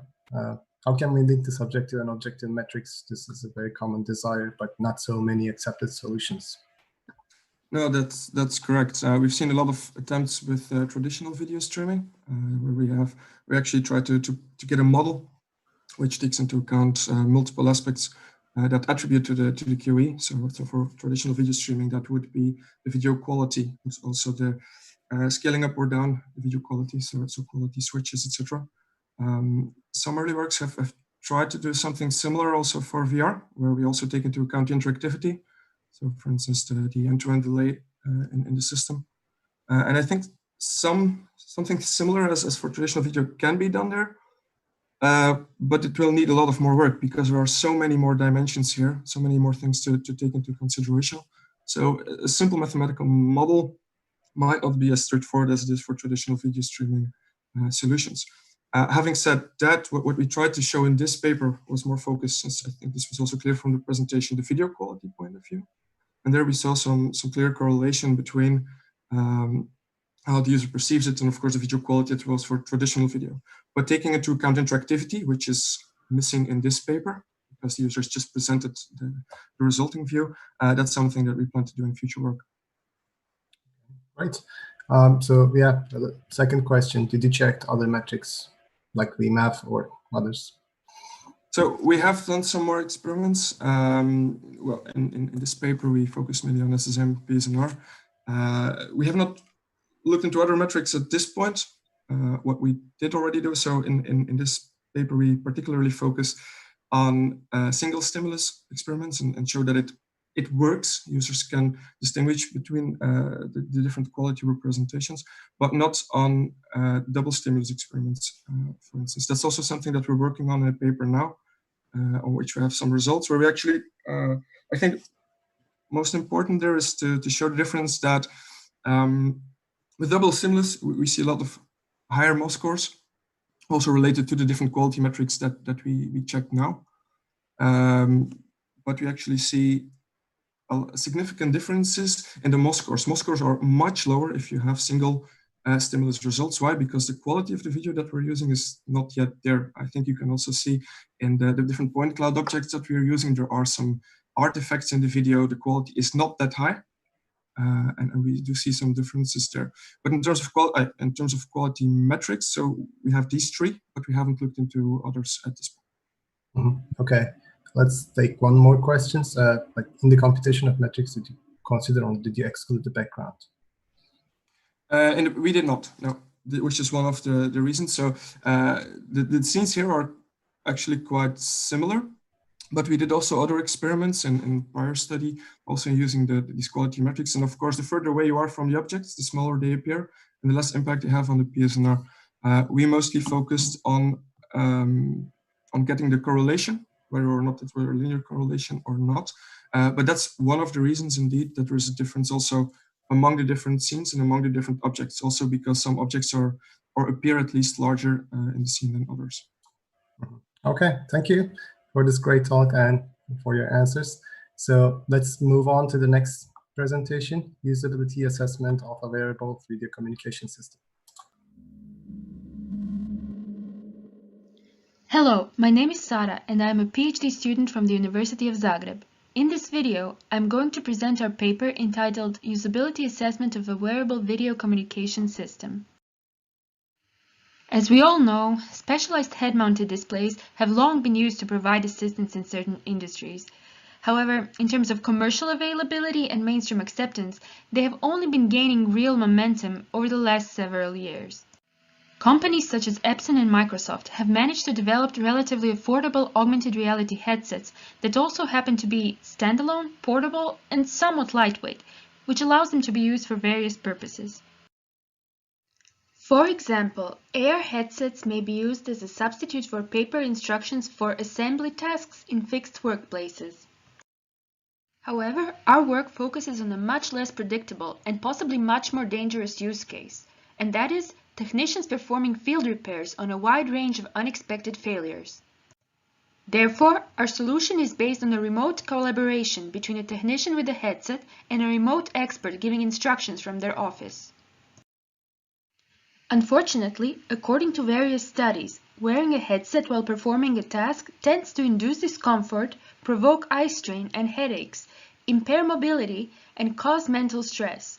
It also serves as a distraction, which may even lead to serious consequences. Understanding the negative effects of headset use, especially in terms of ergonomics, will hopefully aid manufacturers and developers in improving the usability of their product. Our goal with this study was to explore the suitability of wearable systems for different manual tasks in terms of both subjective and objective metrics. In similar studies exploring the industrial use of augmented reality headsets, participants were asked to perform simple assembly tasks, such as building Lego sets and solving physical puzzles. But, considering our specific use case, we felt as if the setting needed to be a bit more stressful. We needed to add a bit of a risk to making an error. So naturally, we presented our participants with a bomb, the Fusel game. The game is called Mind-Blowing Box, and its gameplay requires verbal communication between the players. It encompasses a number of modules, each being a different logic puzzle. In our study, we chose to use 2 training modules and 4 test modules, stages, password, hieroglyphs, and square. We classified them into 2 visual categories.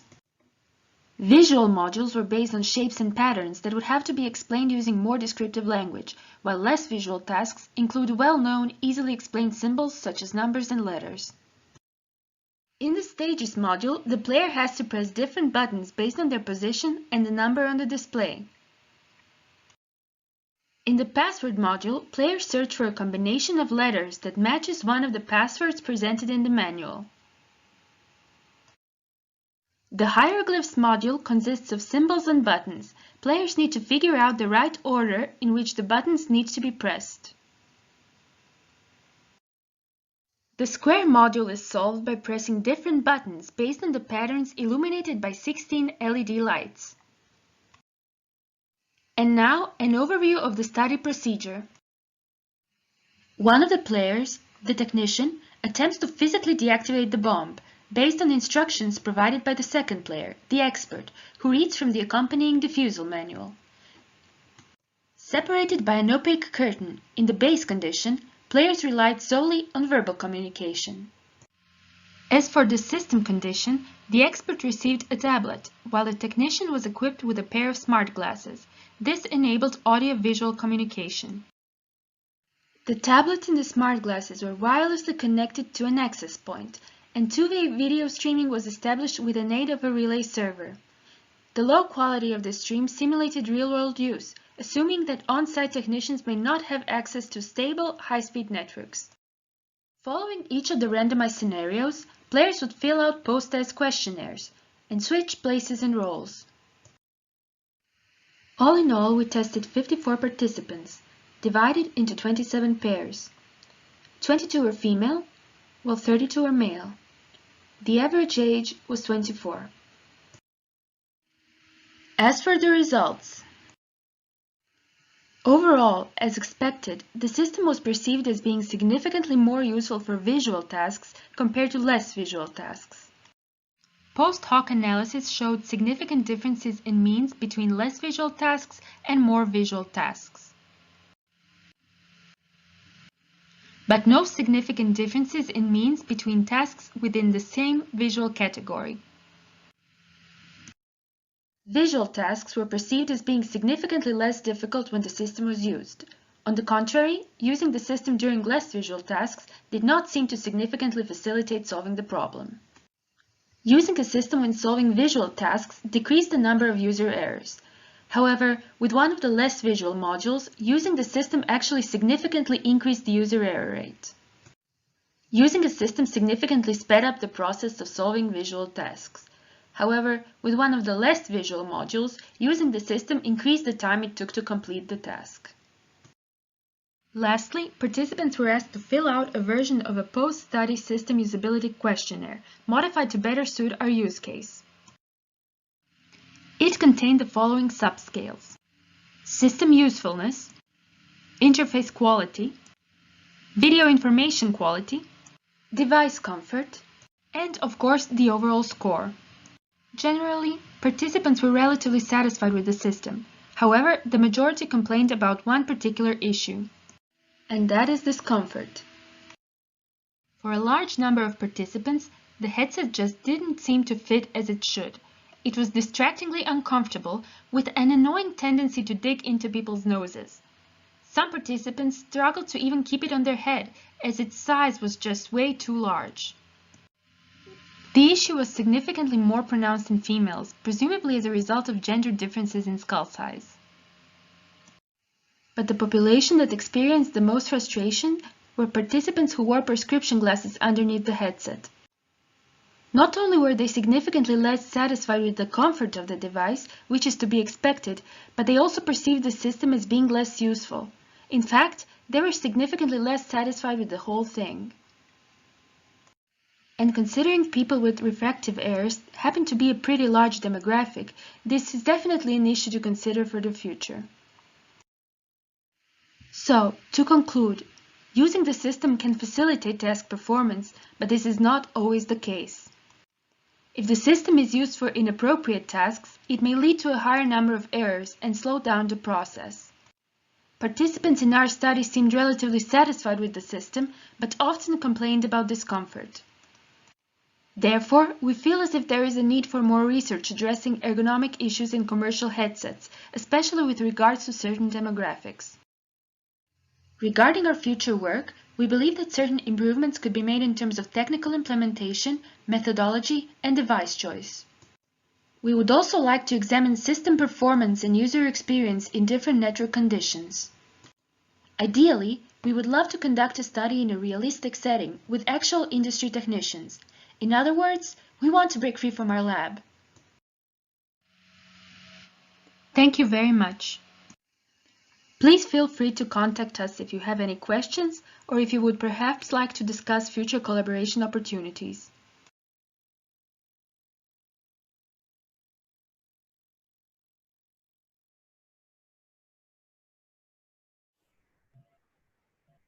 Okay. Thank you, Sarah, for this nice presentation. And now let's have a look at the questions. So let's start with the first one in Slido. So congrats, Sarah, nice work. Do you believe that your study can contribute with telemedicine? Thank you. Well, I do believe that it can definitely contribute to telemedicine or pretty much anything, as long as ergonomically doctors are able to have this system on their head and actually feel comfortable using it, and it's not a danger to their patient, as this study has shown. Wearing the system may actually contribute towards a greater error rate. So there are some things that definitely have to be improved in order to be used in very risky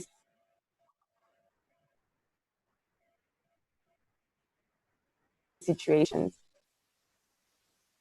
Okay, we had, I guess, a little bit of delay back there, but thank you. So, in your opinion, would a higher frame rate decrease the discomfort significantly?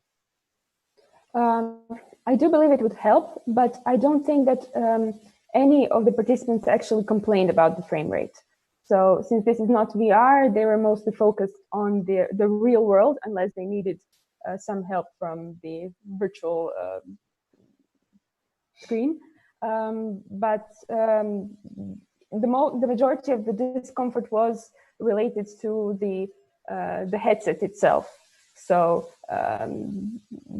double vision and a bad fit from the headset. So I don't think that it would be a very large improvement, but I do think that it would help.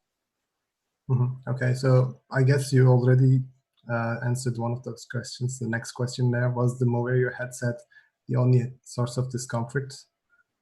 And I can also ask a kind of follow-up question to that. When do you think the discomfort from these headsets will be less of an issue? I'm sorry, I have some issues here. I didn't hear you. So was the Moverio headset the only source of discomfort? The third question. I guess. Yes. Yeah. Appears to be. Okay. When do you think that it will be less of an issue in the future? Well, I think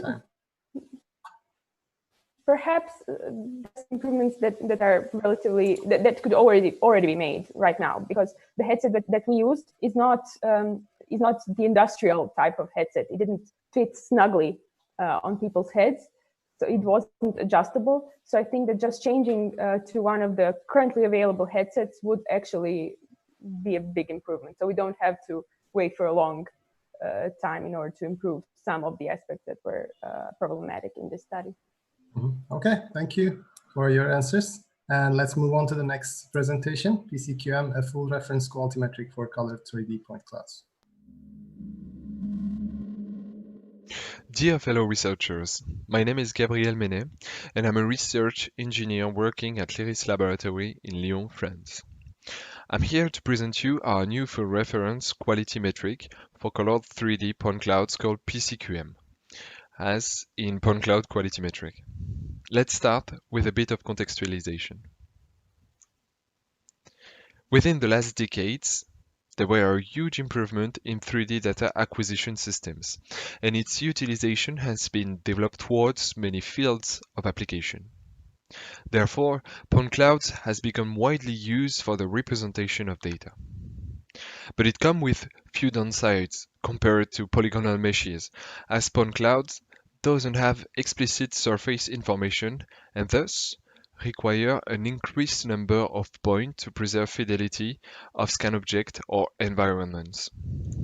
As a consequence of this large amount of data, efficient compression algorithms were developed, but they introduced distortions and that impact the perceived quality. Most compression algorithms are driven and are evaluated by geometric distances, but classical distances as root mean square error or Hausdorff distances does not correlate well with human visual perception. As those algorithms usually compress both geometry and color, we developed a metric taking into account both information to evaluate quality. So how do we proceed to estimate the quality?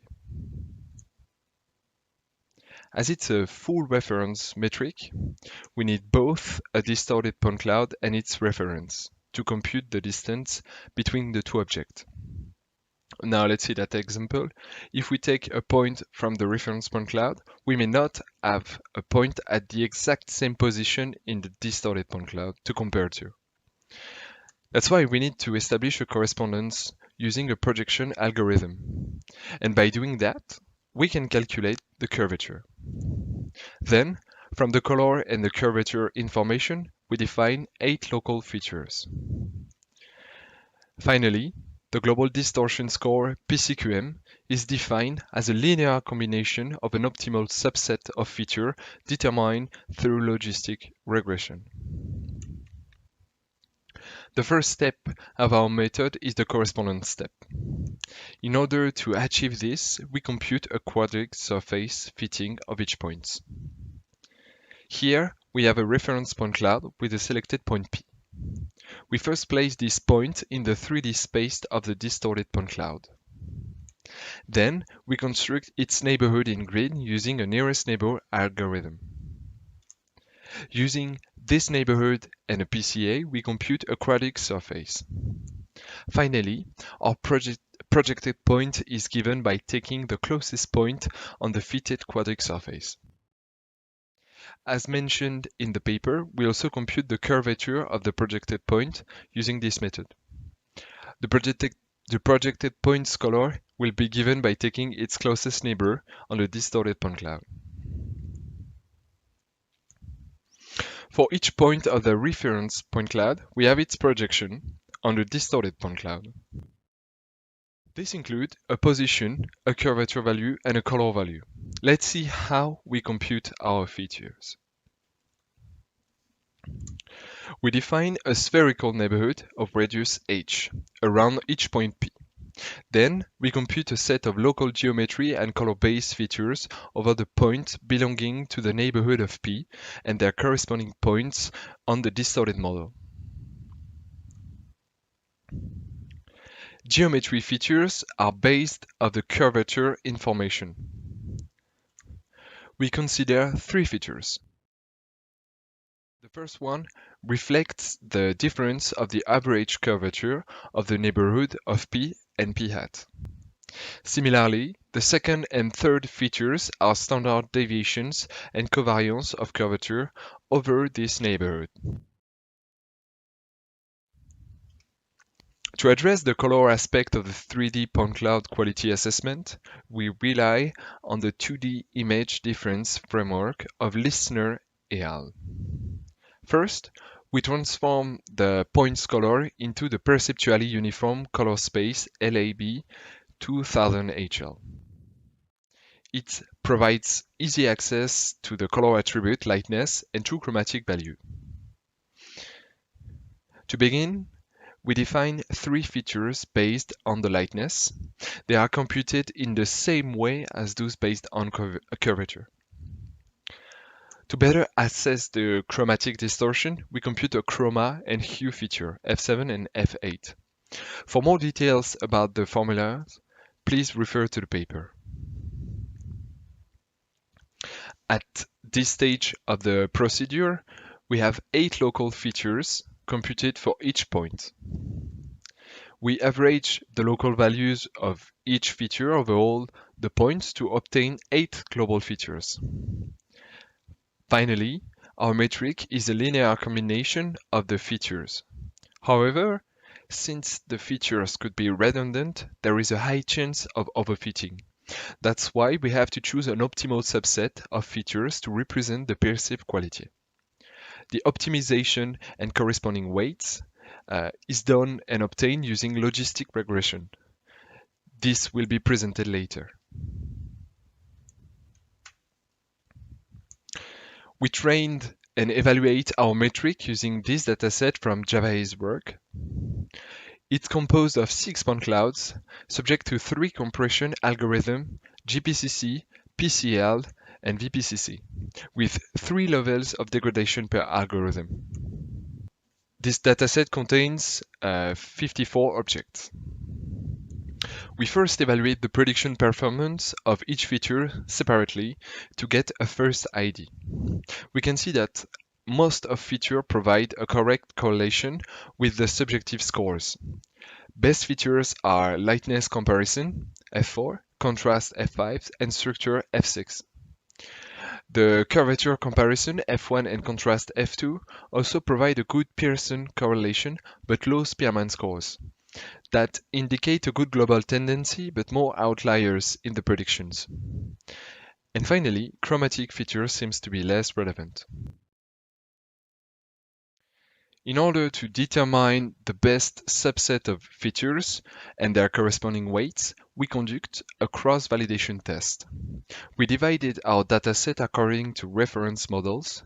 Thus, given 6 references, we trained the metric using 27 objects corresponding to 3 references and tests on the rest. We repeat this operation for all the possible combinations of 3 models out of 6. We obtain 20 folds. We report the average performance. After that, we exhaustively search through all possible combinations of features. So there is 255 combinations, and select the best feature subset that give the best performance of our metric in terms of average of Pearson and Spearman correlations. Here is the result of our metric average performance on the 20 test sets.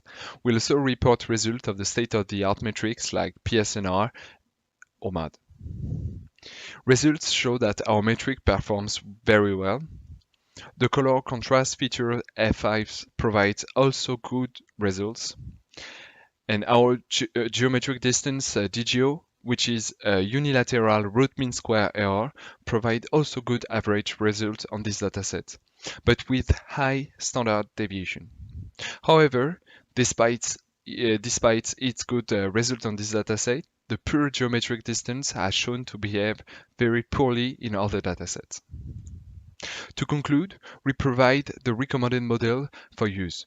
The best model that we finally obtain is composed of only 3 features: 1 geometry-based feature, F3, and 2 color-based features, F4 and F6.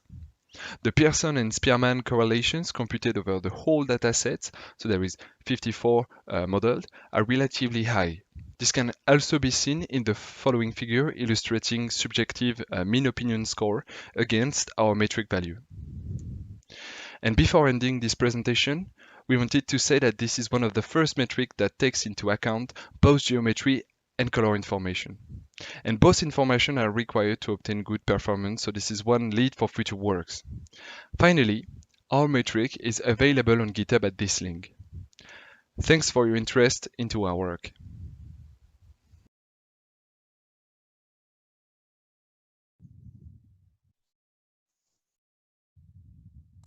Thank you, Gabriel, for this presentation. Let's have a look at the questions, a slider. Okay. So yeah, there's only one question that I have. Instead of conventional methods, have you considered deep learning algorithms for quality assessment of point clouds? It's a good question. So if we talk about deep learning, we know that we need a lot of data with the mean opinion score. And this is something that we don't have here. We need we know that deep learning for 3D object, 3D points, it's not that easy if we compare to image deep learning methods. Okay, so you use only static point clouds in this study, right? So what do you think will happen when you go into volumetric videos and dynamic point clouds? I think that we can try to work the metric on each frame of a point cloud that could be we could apply it frame by frame if it's something that I wanted to say. But if we do this, I think we can maybe try to average the data on each frame, and the metric could work and be applied for those kind of objects. Mm-hmm. Okay. Maybe I just quickly jump in with one additional question. Okay. Have you tried it already on the metric on other data sets so far? Yes. we tested this metric on a dataset containing 7 references, and in these 7 references, there were 2 that we used for our paper, and the objects were distorted at 5 distortion rates, different, and we use our weights that we learn on our dataset to compute the metric on this one, and we managed to achieve more than 0.93 for Pearson correlations and 0.96 for Spearman correlation on this new data set. Okay, one last question, and then we'll go into 5-minute break. Okay. So in your result, you had the scatter plot by content. Do you think the content complexity was an issue?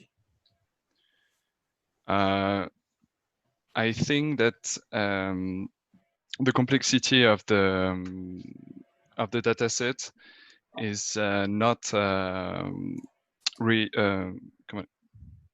it's not very important here, because if we have different objects, the metric will not take into account specific characteristic on objects. So it could work on very diverse data set, if it's what you ask.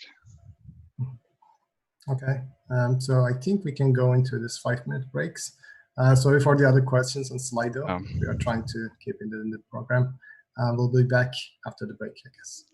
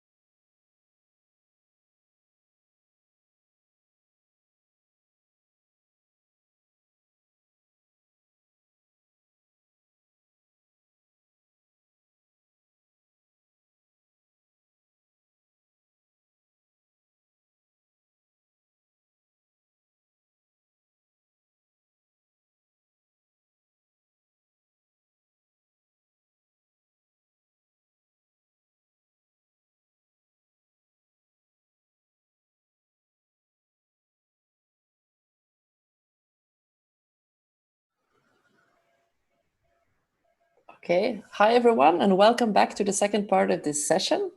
I will take over from Emin now because he will be one of the authors presenting in the second part here. We will just jump to the first one immediately. The first paper is Testing a Quality of Experience Model of Loudspeaker-Based Spatial Speech Reproduction, which is authored by Stefan Ulrich and Sebastian Müller from TU Berlin, and Don Bene, Peter Svensson, Andrew Perkins from NTNU.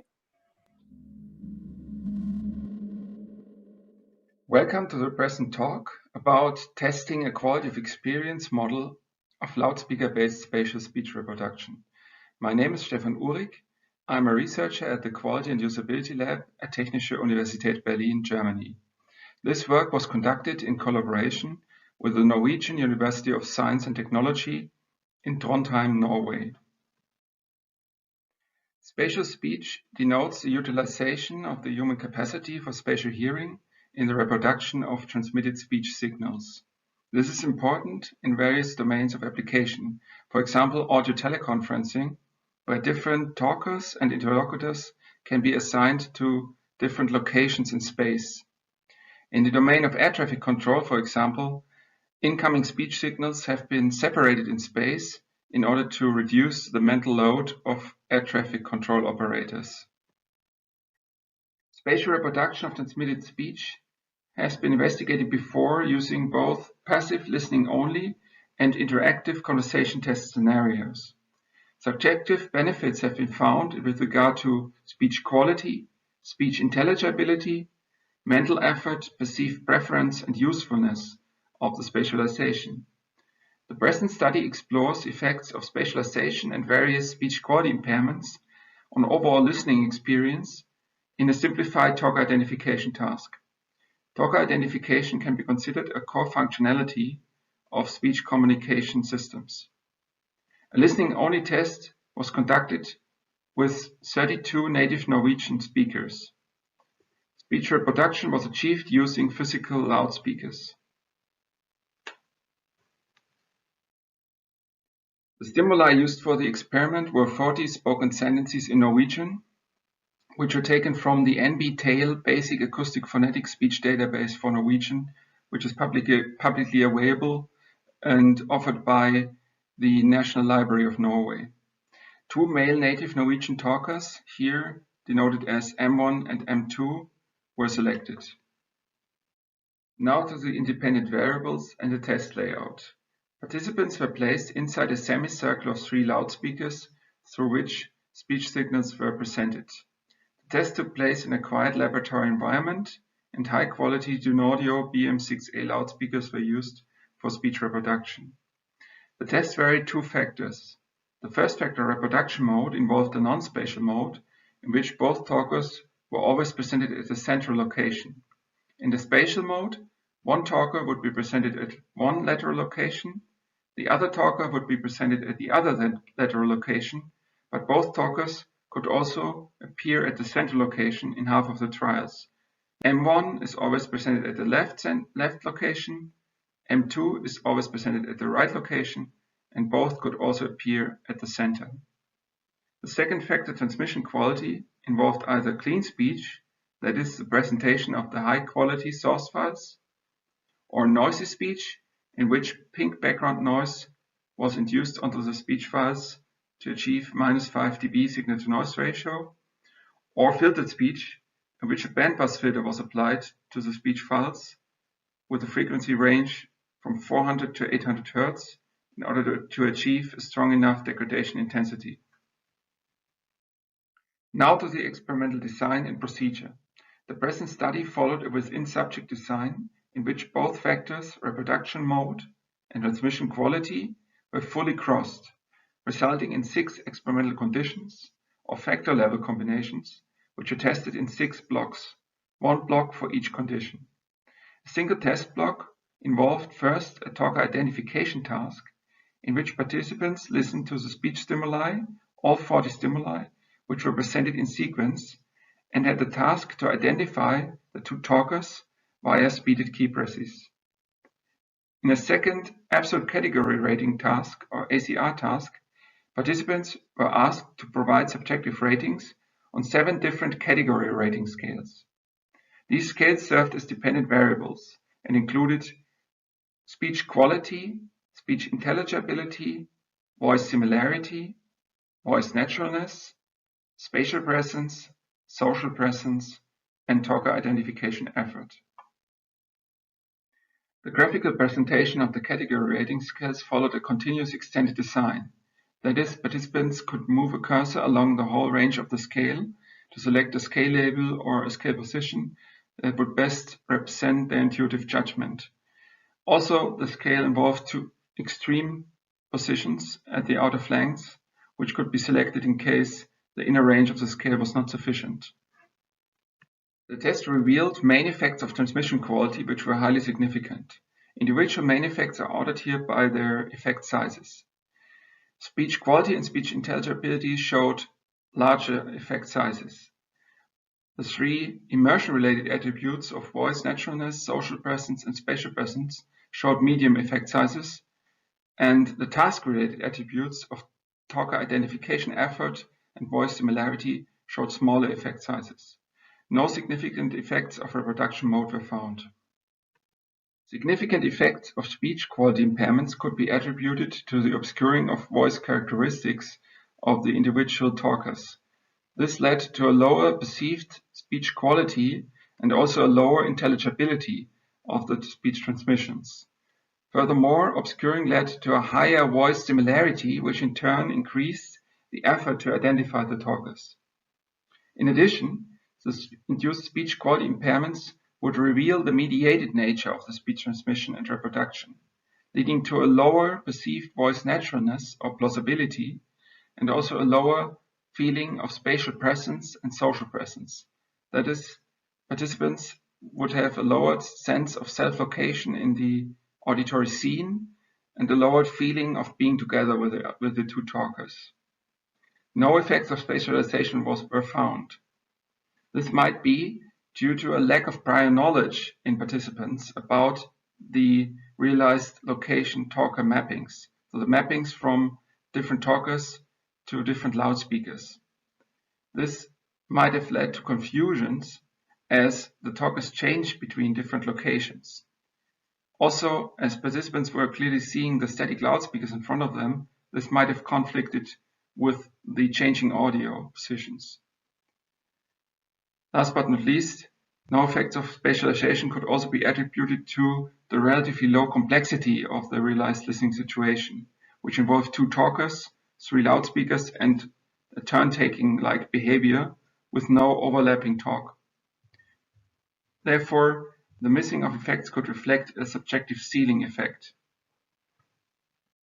Summing up the main findings of the present study, it demonstrated a clear impact of speech quality impairments on overall listening experience. Besides effects on evaluative and task-relevant perceptual attributes, which has also been found by earlier studies, it suggested significant influences on immersion attributes of voice naturalness, spatial presence, and social presence. No significant effects of spatialization were found. However, subjective benefits of spatialization in the present setup may manifest in case of more complex listening situations, for example, by increasing the number of talkers, the number of locations, and loudspeakers. A future goal of this line of research would be to determine a minimally complex listening situation that evokes a sufficient degree of immersion in listeners. Thank you for your attention.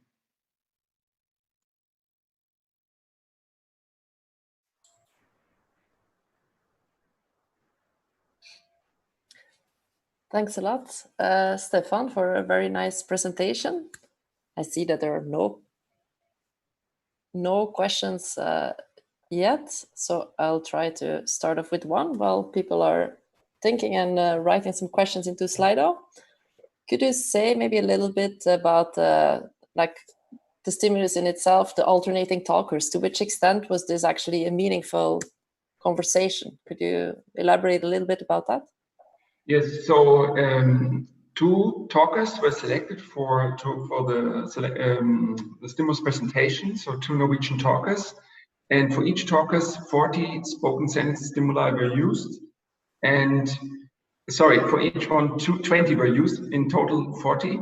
And so the content of the stimuli was neutral, and the sequence of stimuli was randomized. So there was no kind of semantic continuation in a natural situation, like in a natural conversation. But because this study was kind of studying more the speech transmission quality, not the conversation quality, this was not the focus. So it was kind of a simplification to keep out the conversation relevant information that would probably increase the complexity of the study. So they were not related content-wise, like from one sentence to the other. Mm. Yeah. Thanks. We have a question now from Pablo in Slido. Any comments on to what extent these multidimensional QE scores correlate to typical speech quality loss? Yes, so you mean the different features that were used, the different attributes. So in this case, I assessed speech quality like in an ACR type, but with this continuous scale. So, and this was kind of this, but it was more referring to a speech transmission quality like metric. So not like what was your overall quality, but it concerns specifically the transmission quality, the quality of the speech transmission, how it was perceived.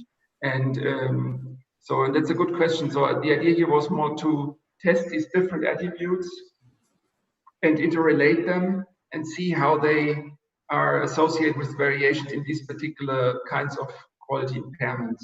But it would be an interesting thing to see how perhaps, I think that's what the question means, how to also get like a metric for the overall quality and see how these different features would map onto that. But it was not done here. So this speech quality was specifically speech transmission quality. Okay, thanks. I think we have time for one very last question from Alexander Rake. What was your own impression of the advantage of spatial versus non-spatial? I would also assume that the two-talker and the on-off paradigm might have occluded the advantage. Yeah, so my own opinion here is, so if you remember from the talk, the spatial mode involved kind of a switching between talkers, always between the center and in between their specific lateral locations. So the talkers were not fixed, one at left and one at right. So there was always kind of dynamic happening. And this had reasons to do with task, with the behavioral task. I won't go into that, but there was the switching. So I think probably that's my opinion, the main thing why, besides the complexity of the situation, it was not so large, the complexity, but the main factor may have been the switching, which probably confused participants and which kind of occluded maybe the advantage that you can kind of mentally fix these two talkers at their own positions.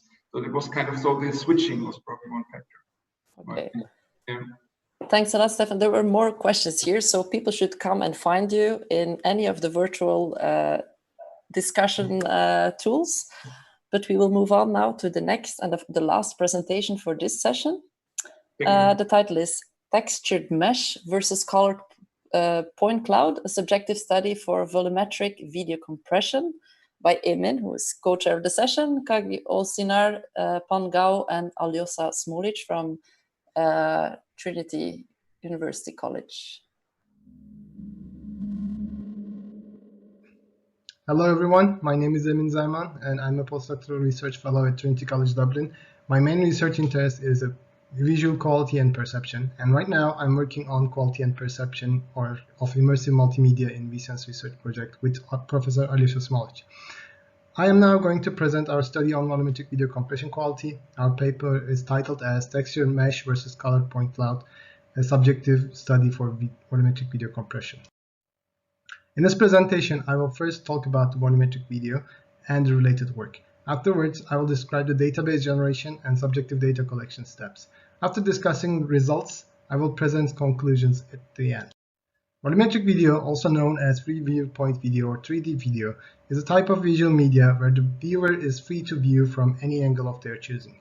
Volumetric video is acquired with many cameras looking inwards in dedicated studios. Here you see an example of such a reconstruction from the work we developed in vSense. The reconstructed model is shown on the right-hand side. In most cases, the 3D scene or object is recorded using many cameras in a synchronous manner, Afterwards, a sequence of 3D models is generated using various 3D reconstruction steps. The generated volumetric videos can be used in either augmented reality or virtual reality applications. Here, two examples of these applications are shown. On the left, you see a simple augmented reality example which uses volumetric videos in Snapchat, which places them in the real world. On the right-hand side, you see a very simple virtual reality environment which was visualized in an HTC Vive with a volumetric video placed within. There are two options to store the volumetric videos, using textured polygonal meshes or colored point clouds. Textured meshes have vertices and faces, which entails connectivity information. These faces can then be rendered with a texture using the texture atlas provided. Colored point clouds instead do not have any connectivity information. The position values and attributes of each point is stored individually. Despite differences in two data representations, they yield very similar visual outputs when rendered. The differences between these two representations have implications on both visualization and compression. So in this study, we will focus on these differences. For the related work, we also divide the prior publications in two categories. For polygonal meshes, prior work compared different open source mesh compression algorithms. Among others, Draco was found the best. For point clouds, there have been various studies on both static and dynamic point clouds. In all cases, VPCC or TMC2 was found to be the best performing method. Nevertheless, we noticed that there are no publicly available large quality assessment databases for volumetric video, and also textured meshes and point clouds were not compared in the literature. Thus, the three main contributions of this paper are a comparison of the state-of-the-art volumetric video compression methods, which is Draco, GPCC, and VPCC, a comparison of the effect of two different volumetric video representation techniques on compression, and a quality assessment database with subjectively annotated mean opinion score values. We start with the creation of a large volumetric video quality database. For this purpose, we make use of two databases. First, we use the volumetric videos generated by the vSense project. The volumetric videos in our data are represented both as textured meshes and colored point clouds with 4 different contents. To increase the number of point clouds in this database, we also use 8i voxelized point cloud database, which includes 4 other contents. The vertex or point counts are given in the caption down below. Anticipating that the volumetric video will be used alongside the traditional visual media in the near future, we consider the compression scenario in this paper. We've selected 3 state-of-the-art compression methods, Draco, GPCC, and VPCC. Since Draco and GPCC do not consider temporal redundancies, we included also the all-intra option for VPCC to compare them in a fair way. We use the compression parameters shown in this table. For the point clouds, the compression parameters are taken directly from MPEG's common test conditions. However, to the best of our knowledge, there are no such guidelines for the textured meshes. Therefore, for the Draco and JPEG case, the parameters were selected in a pilot study done by the 3 expert viewers. For visualization, a passive approach was used, which also made sure that all the participants were presented with the same stimuli. For this purpose, the compressed stimuli were rendered using Blender with add-ons, and the rendered representations were stored as traditional videos. Point clouds are visualized using splats as shown here, and the sizes of these splats are determined manually, ensuring the watertight model visualization. The stimuli for the uncompressed sequences was shown at the beginning of this presentation. Here you see the 2 samples of heavily compressed sequences. As you can see, to ensure that all parts of the volumetric video is seen by the participants, the camera was orbiting the volumetric video location. On the left, you can see the stimulus for TMC1 RAHT case, and on the right, you can see the Draco plus JPEG case. For the subjective experiment, the participants were seated in a dedicated dark room as recommended by ITU. A 24-inch LCD display was used to present the rendered videos. The distance between the viewers and the screen was set to 1 meter. Participants were trained using a sequence which was not present in the test. In total, 23 people participated in the test. We use absolute category rating with hidden reference methodology, both mesh reference and point cloud reference were present in the test. Each stimuli was 10 seconds long.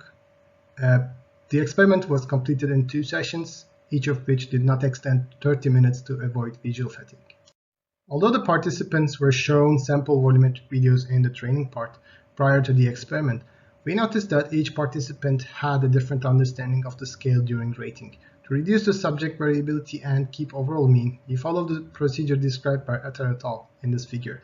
First, we calculate the z-scores and remove outliers. The resulting mean opinion values are then scaled using the original mean and the standard deviation of the raw data. We first compare the comparison performance between the textured meshes and colored point clouds. For this, we plot the rate distortion curves with mean opinion scores. Here, the legend shows the compression methods. The red solid horizontal line indicates the uncompressed mesh reference, and the blue dashed horizontal line indicates the uncompressed point cloud reference. Considering all 4 volumetric videos with both textured meshes and point clouds, we can come up with some conclusions here. Textured mesh seems to be better than point clouds in high bitrate cases, like here and here, whereas point cloud compression is better in limited bitrate cases. Although luminescence sequences has less difference compared to the other one, this observation holds for all 4 contents. Second, we compare different cases of point cloud compression. In this case, again, the legend shows the methods, and the blue dashed horizontal line indicates the uncompressed point cloud reference. When we only compare the point cloud compression methods, we see that VPCC is always better than GPCC. Within VPCC, random access option is better than all interruption, which is expected as random access mode utilizes temporal redundancy. To quantitatively evaluate our findings, we use Biontegard delta MOS, BD MOS, as developed by Hanhart and others. This metric measures the quality difference between different algorithms for the same bitrate by using MOS values.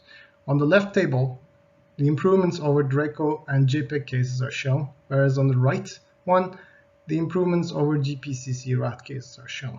As can be seen from both tables, VPCC random access is the best performing method in both cases. To summarize, we built a subjectively annotated quality database for volumetric video. We compare 2 different representations for volumetric video considering the compression scenario, textured meshes and point clouds. We compare the different state-of-the-art point cloud compression methods. We find out that textured meshes provide the best visualization and are more advantageous for high bitrate bandwidth applications over 50 megabits per second, whereas the point clouds are well suited for the applications with limited bandwidth below 20 megabits per second. And VPCC random access was found to be more effective than all the other compression schemes. One must note that the constructed database had only human bodies, and the findings for this study are only valid for human bodies. So in the future work, we will evaluate and benchmark objective quality metrics for volumetric videos and use other objects and scenes in addition to human bodies to generalize better. The generated database vSense VVTB is available on our project webpage. You are more than welcome to download and use it, and thank you for listening to me.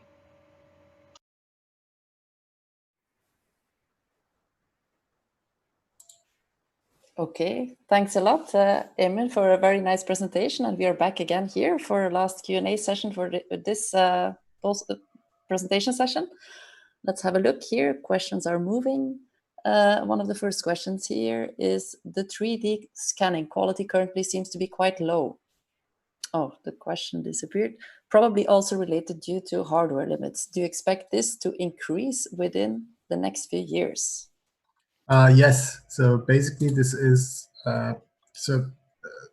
this is one of the first attempts at 3D reconstruction and the textured mesh building for volumetric video. So it's not the first attempt, of course, but it is one of the first attempts with a reasonable number of cameras. So that definitely has some downsides and limitations. So that there are some limitations or quality degradations or defaults, let's say, compared to maybe other sequences like 8i or some other newer volumetric videos. But definitely that will increase in the future.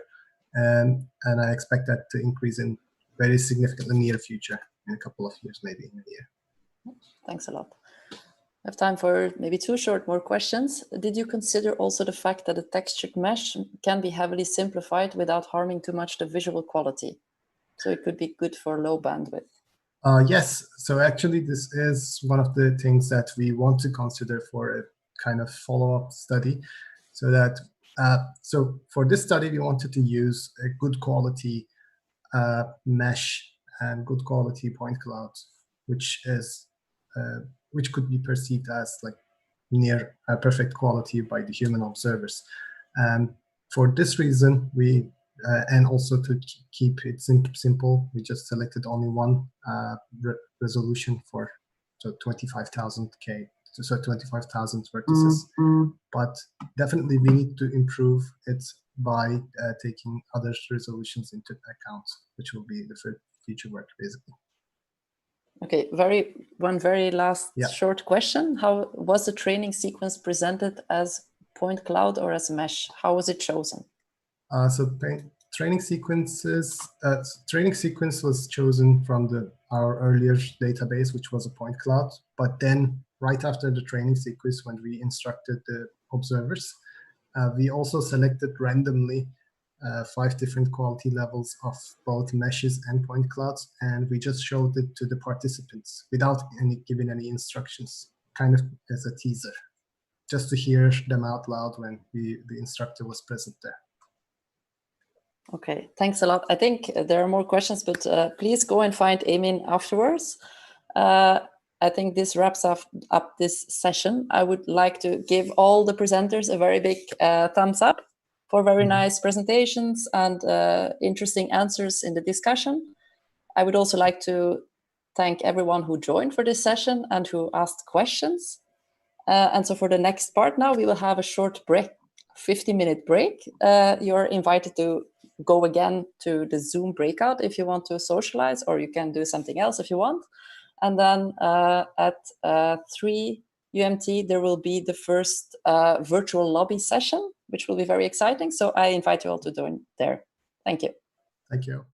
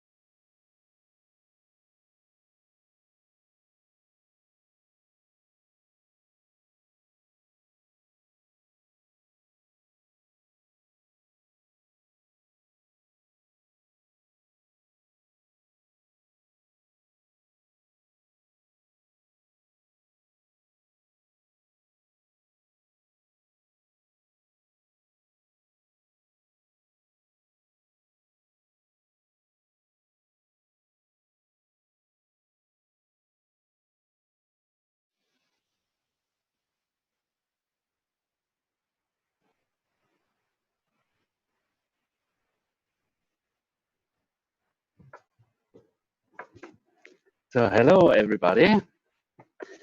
So I hope you hello from Vienna. I hope you're having a good time after a great keynote and a great oral session. It's now time to shift gears and enter the hub sessions. Yeah. By the way, my name is Raimund Schatz from AIT, and in my case, AIT stands for Austrian Institute of Technology, not Athlone. And I will introduce you to this session. Yeah. So basically, in this session, you're going to interact with the authors of whopping 13 papers, and these 13 papers, they cover a broad range of interesting topics. So it's, let's say, it's about the quality of very different media. It's about point cloud. It's about VR, stereo imaging, audio, speech, streaming video. A number of papers deals with crowdsourcing. Some of the papers also deal with machine learning. And yeah, so there's some very interesting topics. One paper deals with VR gaming interfaces. Another one deals with an immersive wheelchair application. Another one with thermal images.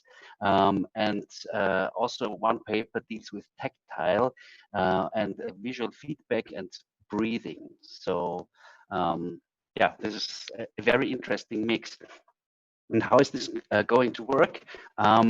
In the next step, you are going to enter the virtual lobbies. There are actually two of them because the papers are split and spread across these two virtual lobbies. You do that via the QoMEX portal, via the live page on day one. There you listen to short pitches of this of the authors, yeah, and then you are going to practice virtual social distancing because you then are free to choose to go into different hubs, and each hub is reserved for the presentation, for the discussion regarding one paper. So there's 13 different hubs you can choose from, and I strongly encourage you to taste as many papers as you can. So switch between hubs and engage with the authors, ask questions and discuss and have interesting discussions and have a lot of fun. Yeah, and now it's my pleasure to ask you to go to the virtual lobbies.